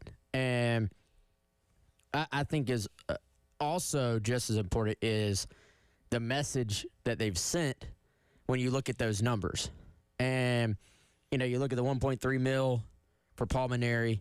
You look at the fact that Monty Lee, I'm assuming this is true, I haven't fact-checked this myself, is now the highest-paid assistant in the country in terms of baseball. All indications say that's true. That for the people that say, oh, South Carolina's going to make another cheap hire.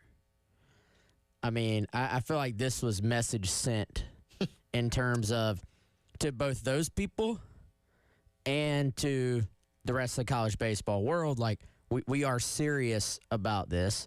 And, you know, I think I have a little different take on his age, 66. First of all, you can be an old 66. Mm-hmm. You can be a young 66. And in today's world, age truly is, to an extent, just a number. But also, this is not a win 3, 4, 5 years from now hire. If you're bringing in a veteran like Mainieri, this is we're planning to win right away type hire. Right. And, you know, so I think that's worth mentioning. We talked maybe 2 or 3 weeks ago, or maybe it was just a week ago. I don't know. It's been kind of a whirlwind, but about the guys on this team that could be coming back.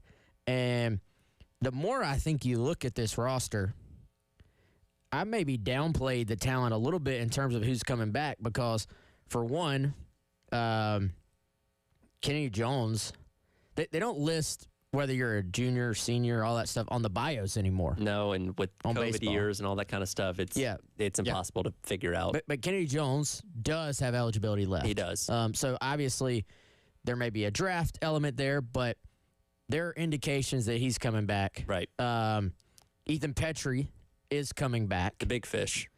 And I believe, don't quote me on this, I believe Blake Jackson actually has another year of eligibility as well. Believe so. And has actually now kind of tweeted his support of the hire as well. So I think you look at that. I think you look at some guys that also maybe fans are like, well, they need to play a little bit better.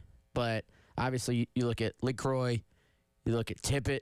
Like you bring back some starters that you can kind of build around. And obviously, you know, you're going to be adding transfer guys. You'll be adding JUCO guys to the mix as well. And so this is a team that went to a regional this past year. They were a 2 seed. They weren't up to the South Carolina standard we're talking about, but this is not a team that won like 5 conference games.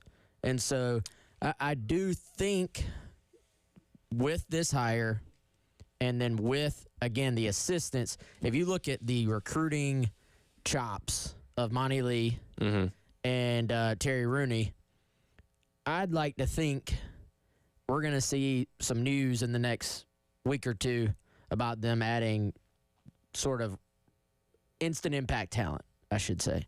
And so I think it all makes sense. I think it's a message to your fans that you're serious. I think it's a message to the college baseball world that you're serious as far as competing for Omaha. Well, and something I kept saying yesterday, not to sound like a broken record, but I think it's worth saying again, is this team, to your point, Wes, was not that far off this past year, and I don't mean that in a way of like a making, it wasn't that bad, it was better than you thought. What I mean is, this is not a team where the bottom completely fell out, right? Like, you think about Gamecock football before Shane Beamer was hired. The bottom had kind of fallen out. It was a COVID year. You went 2-8. The year before that, you'd won 4 games. There was still some talent on the roster for sure, but it had just gone in the wrong direction, and that's why there was a coaching change. Now, there was a coaching change here. There was a coaching change that led to Mark Kingston being here. But those 2 teams, those 2 programs in those years under Chad Holbrook and under Mark Kingston did find some pockets of success, right? There were some misses in terms of the tournament, but more often than not, they were in the tournament, and both of those coaches actually did make a super. So if you're doing that, you're not that far off where you're going, oh, my God, this is a monumental rebuild. You don't have that. You have a base here. And in baseball in 2024, heck, really in most sports, but I think baseball, basketball, even more than football, you can turn things around pretty quickly, even if you got a ways to go. But if you're already like a tournament team, just keeping some key pieces like Nathan Petrie, right, and then adding some pieces, you can get a lot better, significantly better, pretty quickly. Well, and that's, an important thing to note here, where a lot of programs around the country, when you look at what Kingston did in his time here, that's perfectly acceptable. Make a few tournaments, make a couple super regionals. Hey, that's great. We'll keep you around here as long as you want to be. But here at South Carolina, when you've been to the mountaintop as recently as 12 years ago, you have a different level of expectation, which again is why it was so important to make a statement with this hire, as Wes said, not just for the people here, telling them you're committed to it, but sending a note to the rest of college baseball that is very much paying attention to you for making this hire, saying, hey, we're serious. We want to get back to being the South Carolina that everybody used to be afraid of. For sure. And I think when you look at the guys that are on the staff, they are going, and the history of the program and the support of the program, they're going to be able to add talent. And then I think, to me, that's why it's so key. You see the reaction for people, does Paul Mainieri know how to use the portal? Does he know how to use NIL? I think by putting the staff around him that you have, you are in a situation where you maybe take some of that off of his plate. Like, obviously, he's going to be a part of recruiting. He's going to be part of the plan. But you have 2 younger guys who also have head coaching experience themselves, but are known as being incredible recruiters. And so I think it's kind of a little bit like when you have an older kind of veteran coach, you put great assistants around them that know how to recruit and know how to acquire talent, and then they're recruiting to him as a coach, as a manager, as a person, and what he's done. And then a lot of times he's kind of being the guy who maybe goes in for the close, I think. So this, to me, Mainieri knows how to manage a roster, manage a locker room, a dugout. And so I think a lot of it's going to be on Monty Lee. A lot of it's going to be on Terry Rooney to go out and add the talent, add the pieces that you need in order to win. But I think it's a great plan. It's a great blueprint. Traditionally, we have seen South Carolina at its best across sports. It seems like to me when they have gone the kind of veteran-proven route, we know this will probably be the last sort of stretch of Mainieri's career, but we've seen that work. And, I'm fascinated to see what this looks like. I would imagine, without really knowing exactly what Mainieri's approach to roster building is, especially in the new era, but we're going to see a push. These old school coaches always want to be great up the middle defensively, and that's something I feel like South Carolina has gotten away from a little bit. Now, say what you want about Tippett's bat. He actually had developed into a really strong defensive shortstop. But if you look at those South Carolina teams that went really, really far into Ray Tanner, there was always an emphasis. You're going to be great defensively at shortstop, second base, center field, and catcher. We know South Carolina had a second-team All-American at catcher. Mm-hmm. But wasn't quite that emphasis on playing great defense up the middle, I feel like, that we've seen in the past. I got to wonder if they can get the right guys, if that's not a big part of what we see from South Carolina with a little bit more of an old school coach. Yeah, to go back to what you said about recruiting, there's some people familiar with Mainieri at LSU who have said things like, he doesn't like recruiting, or he's not effective at it. You've seen some Gamecock fans wondering the same. And, is Paul Mainieri going to be like, are we going to look at him in a few years and say that's one of the best recruiting head coaches in the country? Probably not. But I agree with you, Wes. I don't think he has to be that. You know who else didn't really like recruiting? Steve Spurrier. Didn't like it. Quite frankly, wasn't very good at it, in a lot of instances. But when Spurrier had the program rolling, what did he have? Exactly what you said. Really good assistants who could take the bull by the horns and just point to, hey, Steve Spurrier, he's the coach, right? Not the same situation here, but I do think there are some similarities in Terry Rooney and Monty Lee. You have some guys where you don't have to imagine what they can do from a recruiting perspective. They've done it at a high level. And so pairing them with a guy like Mainieri who has a title and has been to Omaha multiple times is a very interesting combination. Yeah, it's definitely a resume that's enticing to not only guys from the high school ranks, say, hey, this is a guy that can get me to the pros if I'm not already on track to get there, and guys out of the transfer portal that may just be wanting to look for a place to land to, hey, I want to go to Omaha, I want to try and win a national championship with a guy that has been there and done that before. So a lot of good depth in the staff. You're also adding John Hendry, from UVA, who's with them right now at the College World Series, been a part of the last 3 College World Series teams there as that third assistant. We'll get more details on him and his contract, I imagine, once he's actually with the team. Yeah, and I think with that third assistant, it maybe falls under the threshold as well. Could be. I'm speculating, Chris. You may know for sure about why they didn't give us specific details on that contract. There's a certain threshold that they have to approve them at the BOT, but he's officially on staff. I think that's kind of under the radar, appears to be strong, interesting hire as well. Important to note, that's a spot on the staff that even as recent as a couple of years ago, you weren't even allowed to have. Yep. And so that's that, quote, third assistant. That's a guy that's going to be involved in multiple aspects of the program. Usually you're going to see that as like a young up-and-comer. That's certainly the case with him. He's got strong sort of deep-rooted family ties to baseball, but went his own way, was a pitcher in college as well, and appears to be a sharp guy. I think if you're a part of that Virginia program, I mean, they've in some ways set the standard, it feels like, just in terms of consistency and performing at the highest level, and certainly performing in the postseason. So I think that's an intriguing ad, a guy that we obviously don't know quite as much about, but I think is a big part of this approach they're taking as well. Wes said he had an angle on the age conversation around Coach Mainieri. We'll dive into that coming up next. It is the Gamecock Central Takeover Hour presented by Firehouse Subs on your Wednesday on the Game.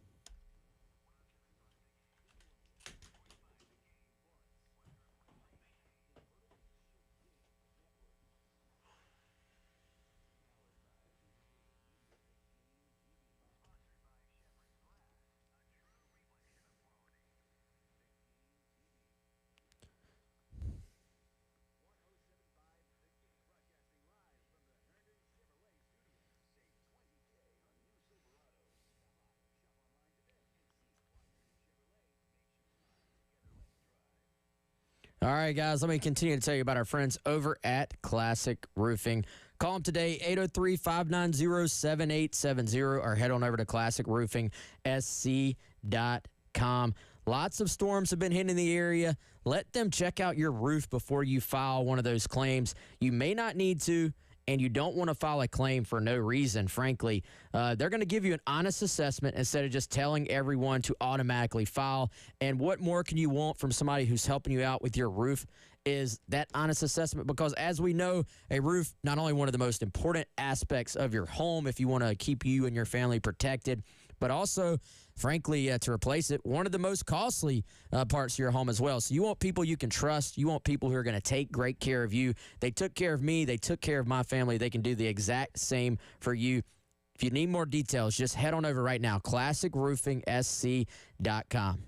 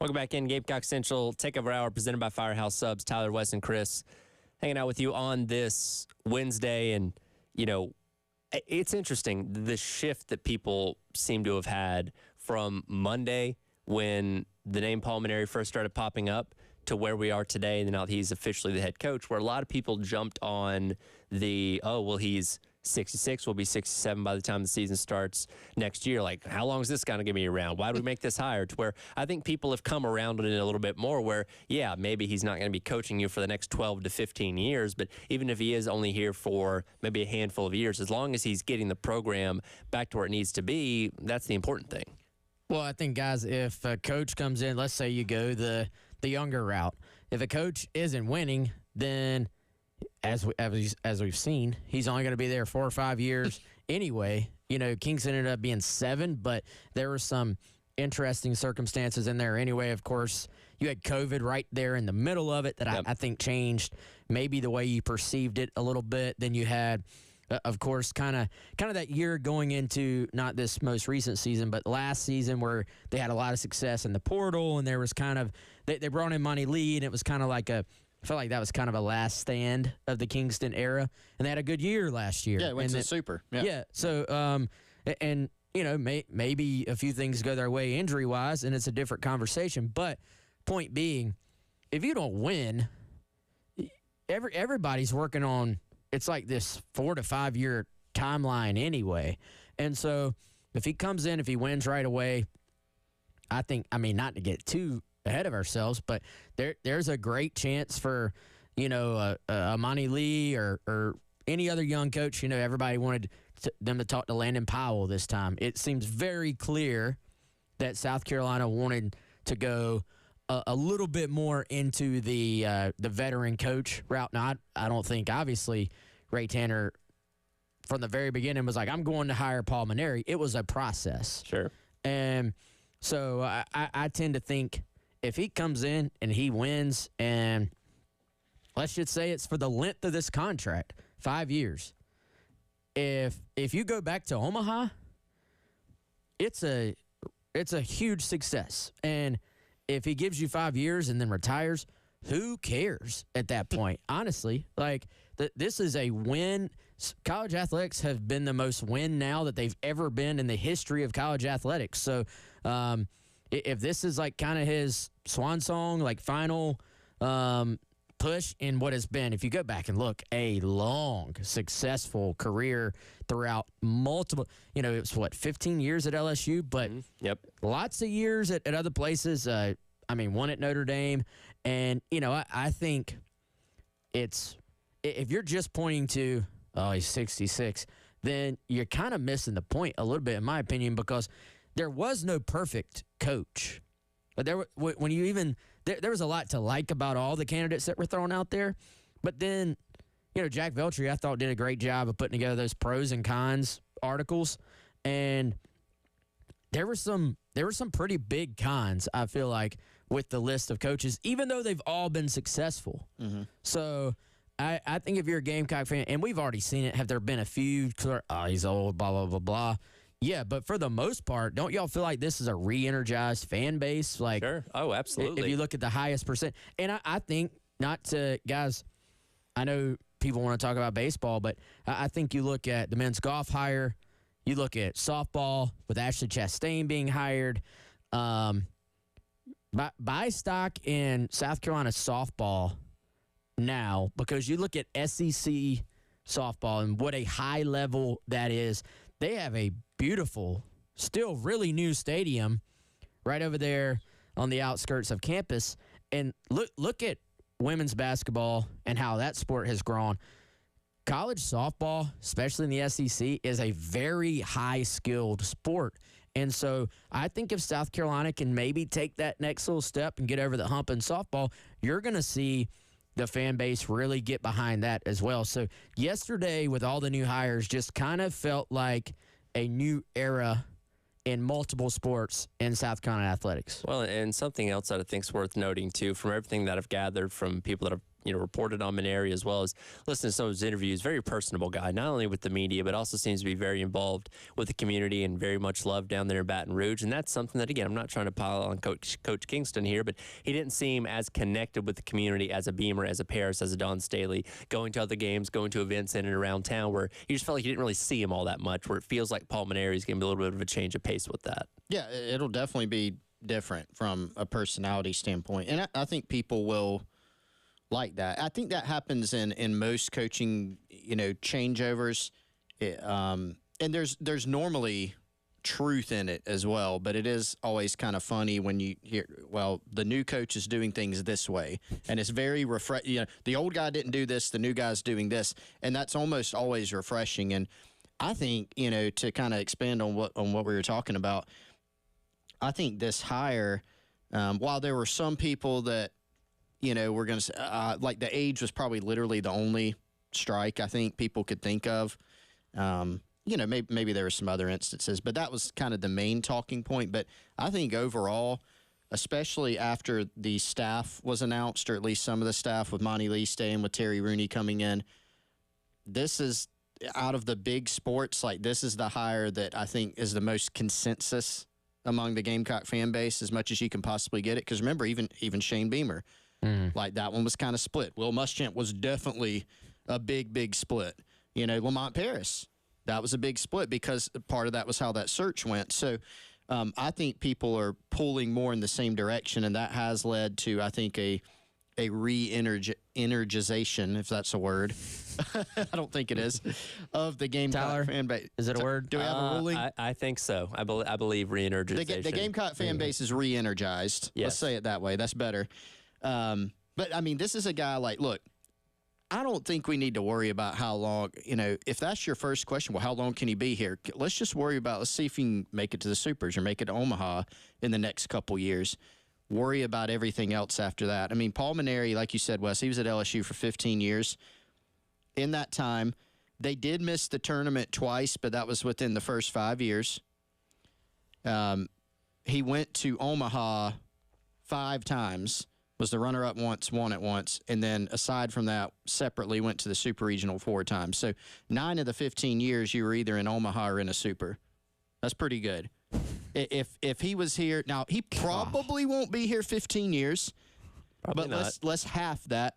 Let's say in 7 years, over 50% of the time you've been in a Super or at Omaha, you would take that. I think so. If you're a fan base, Definitely so. Yeah, and I mean it's this league is more competitive than ever is the thing. So I think South Carolina just needs that little incremental step up, and I think you question, and like Chris said, it's very easy. Once the old coach is out, then everybody sort of talks about all the bad things about them. But there were.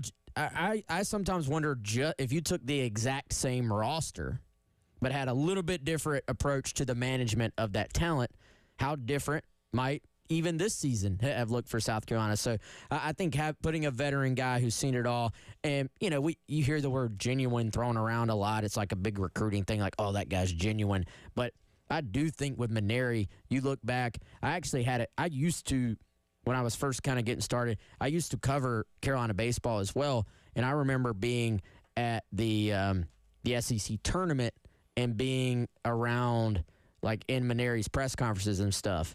And this guy truly, like, he obviously knows he's there to win, but in terms of building relationships and being a genuine person with his players, just screams genuineness, I feel like. And so I think, and the players liked Kingston as well. Like, I don't think that was ever part of the issue, was he genuine with them? Like, I don't think you question that one bit. But I think when you take the baseball knowledge, the ability to kind of motivate a locker room, plus them feeling like their coach has their back, that's there's a lot to like, as Chris Clark would say. Plenty of reasons to be excited, and again, we should be getting a press conference from him within the next day or so, I'd imagine. Still waiting on the official announcement with that. Lost in the shuffle of all this coaching hire, we also got a pretty good look at what the South Carolina football schedule is going to look like for this fall, with, if not game times, game windows being announced yesterday. We'll dive into that coming up next. Gamecock Central Takeover Hour presented by Firehouse Subs on the Game.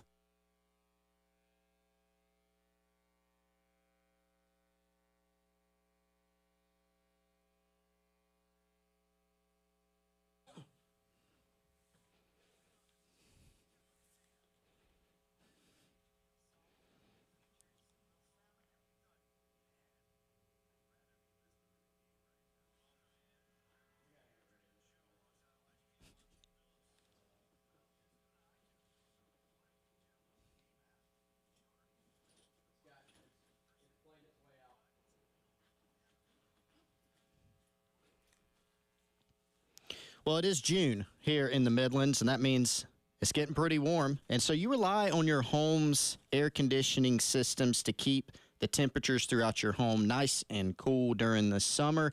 And you want to make sure that you can keep those systems in working order. To do that, you want to make sure you have a professional and reliable full-service HVAC contractor.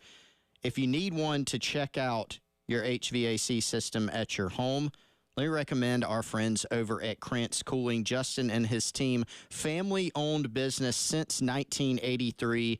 KrantzCooling.com. That's Krantz with a K, Cooling with a K. Krantz Cooling and Heating's been serving the community since 1983. They can do air conditioning repair, maintenance, and installation. They can do safety and real estate inspections and indoor air quality products from your home. Krantz Cooling with a K.com or 803-672-3224.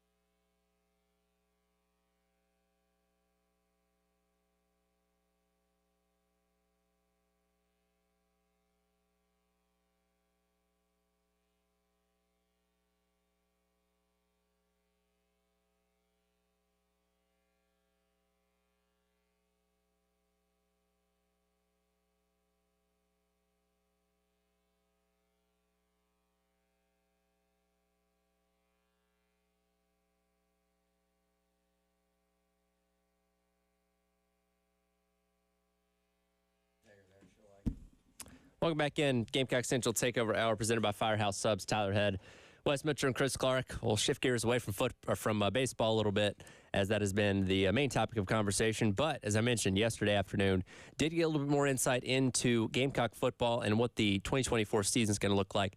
From a schedule standpoint, as far as start times, we've known the first 3 weeks for a while now. 4:15 Old Dominion, 3:30 against Kentucky, and a nooner against LSU.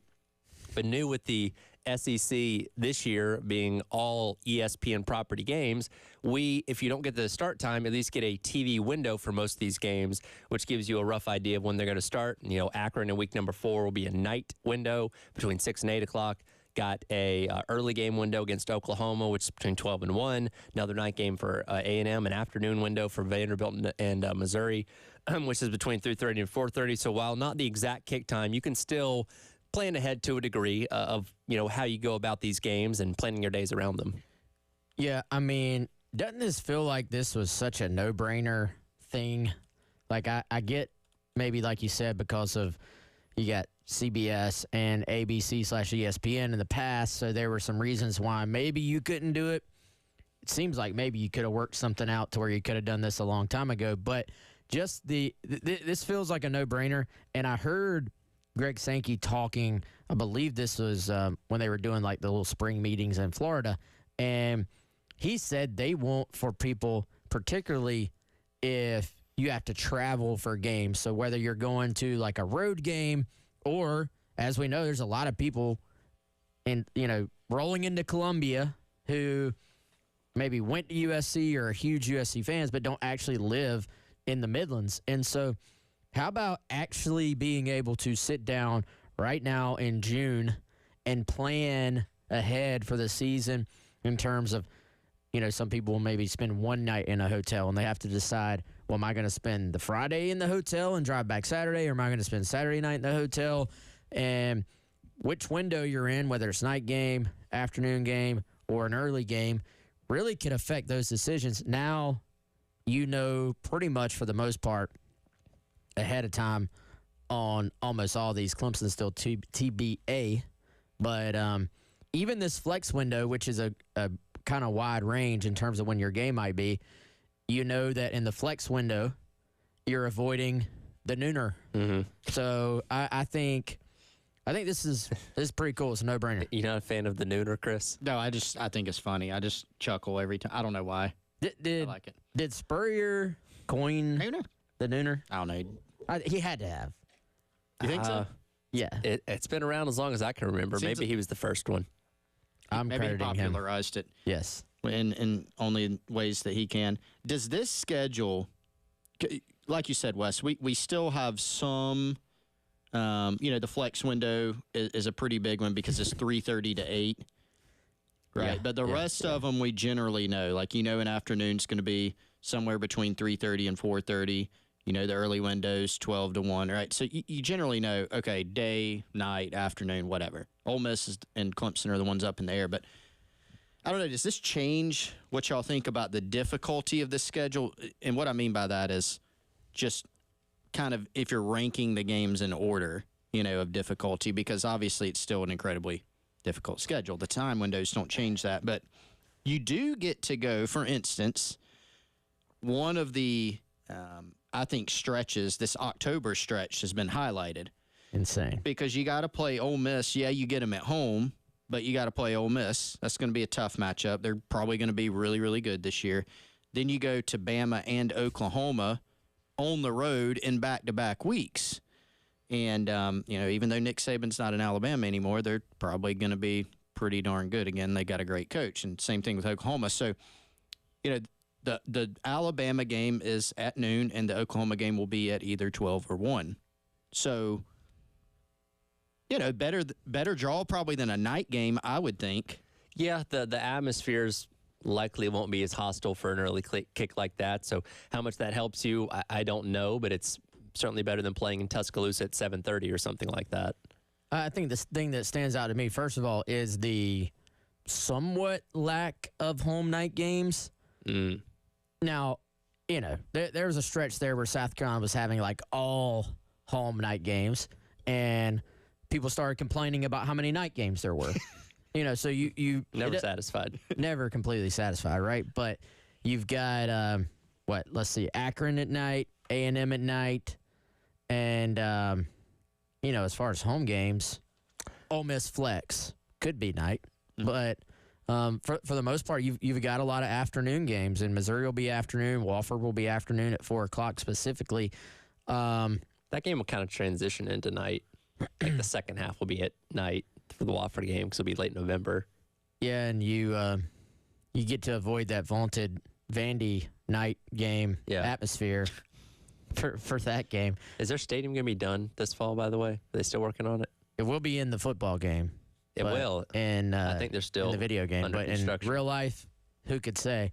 But yeah, I don't know if it completely changes my thought process, Chris. To answer your question, I think you would have loved for that LSU game, which we already knew was a nooner. You'd have loved to have it at night here in Columbia, especially if you could find a way to start 2-0. But maybe you get Ole Miss at night. Maybe that one flexes to a night game. Could you be? Could South Carolina be 3-1 entering the Ole Miss game. I think that's realistic. You do avoid the road night game, except for, at Clemson may be one. Certainly. That's true. It depends. It's just according to how each of those teams, I would think, are performing whenever that game time ultimately is set. But that helps. But still, overall, the schedule. I saw a schedule ranking recently. Don't have it in front of me as far as the toughest schedules in the country, and I think that particular one had South Carolina set at like 15 or 16, which seemed a little low to me. The FPI one had them like 17, right around that same area. Yeah, that might have even been the one I saw, and I'm like, ooh. We're just so used to them being in like at least the top 5, right? But how do y'all look at that and say? I don't know. This looks hard to me. I mean, right? Yeah. You get some like Missouri, right? I mean, they're going to be really good probably. You do get them at home. Yeah, you do get Ole Miss at home, but those are probably, top 10 teams. I don't know by the time they play, but those are two teams that people are looking at going, that might be a playoff team. You get them at home, but still, you play them. That's a difficult game, both of those. Y'all know what surprised me about the FPI, too? Who do y'all think is the toughest? Now, this doesn't account for home or away, literally just the toughest team, other than Alabama, which was actually still considered the toughest team South Carolina plays, according to FPI. Who do y'all think was second? It kind of surprised me. Who was one? Bama. Is it Ole Miss? Oklahoma. Really? Okay. And maybe I need to read more on Oklahoma this year. I kind of pegged the Oklahoma game as maybe being one of those games that we say, oh, that's a very, very hard game, but maybe more on name than actual team. But FPI is very high on them. But then remember what we talked about with Ole Miss, the transfers aren't necessarily completely factored in there. Yeah, and Oklahoma does have a fair amount of turnover they're dealing with where we don't have a full idea of how exactly good they're going to be. I mean, they could be a great team, and that could be a tough game when you go there. Did they lose their whole O-line? They lost, I think, their whole O-line. Obviously, Dylan Gabriel's gone, bringing in Jackson Arnold as quarterback. So a lot of changes happening there, and we'll have to see what they're like when we get there. Yeah, I mean, we'll have a full half of the season before that game to find out what Oklahoma really is.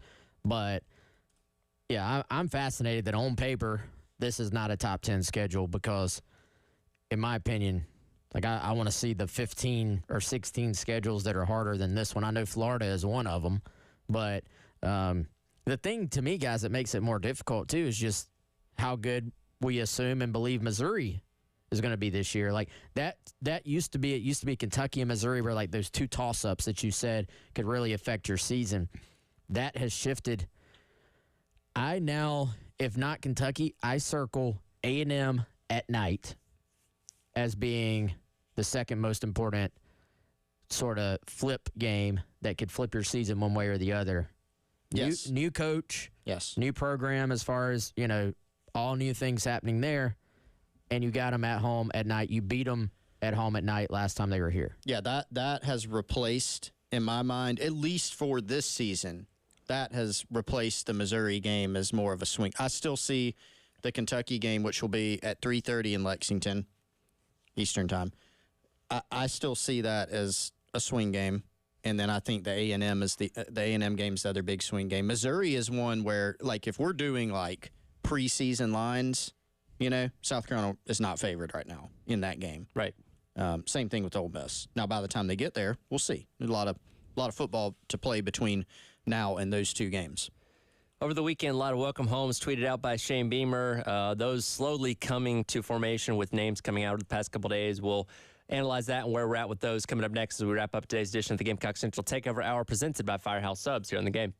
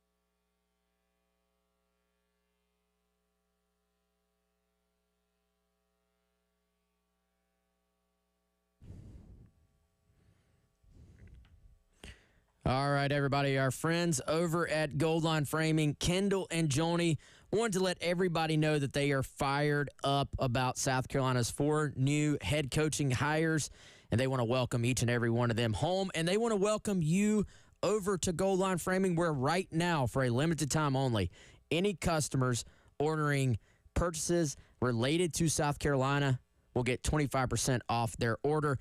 Just say 107.5 The Game sent you, or that you heard it here on the radio. If you got questions, give them a call right now, 803-739-1337.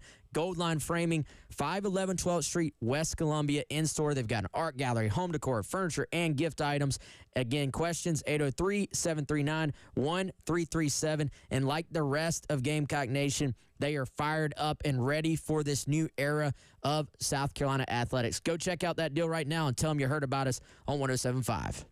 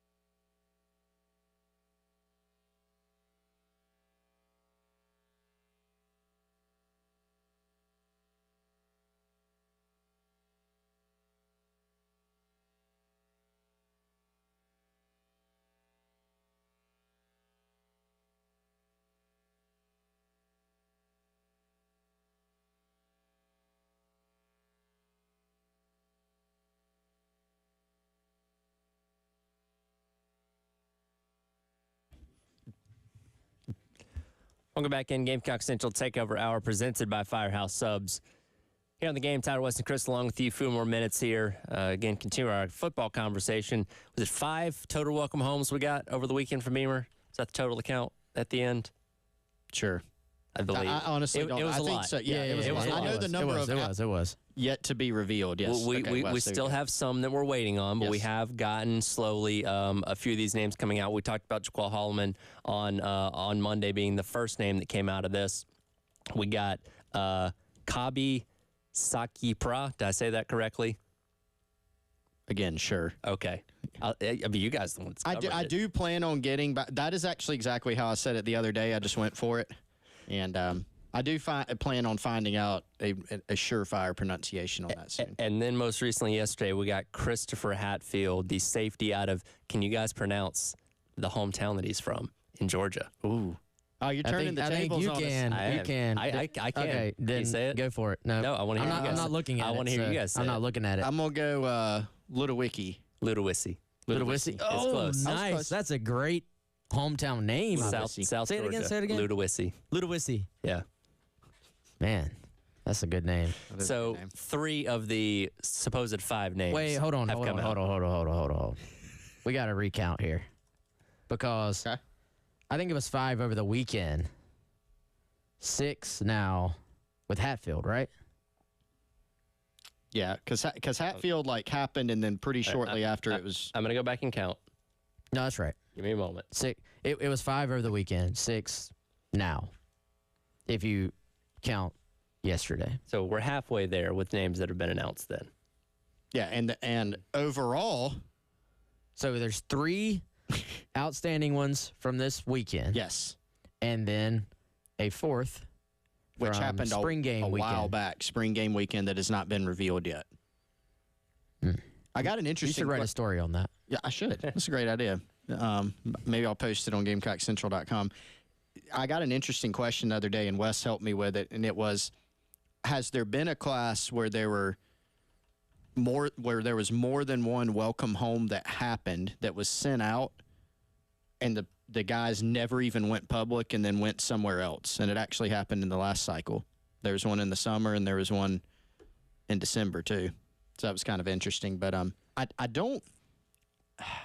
I tend to think that either almost all or all the ones that have been sent out by Beamer as a welcome home, I think will eventually drop. As of now. I think As of now. Yes, as of now. We'll see. Some of those guys could take other visits, though, and have taken other visits, actually.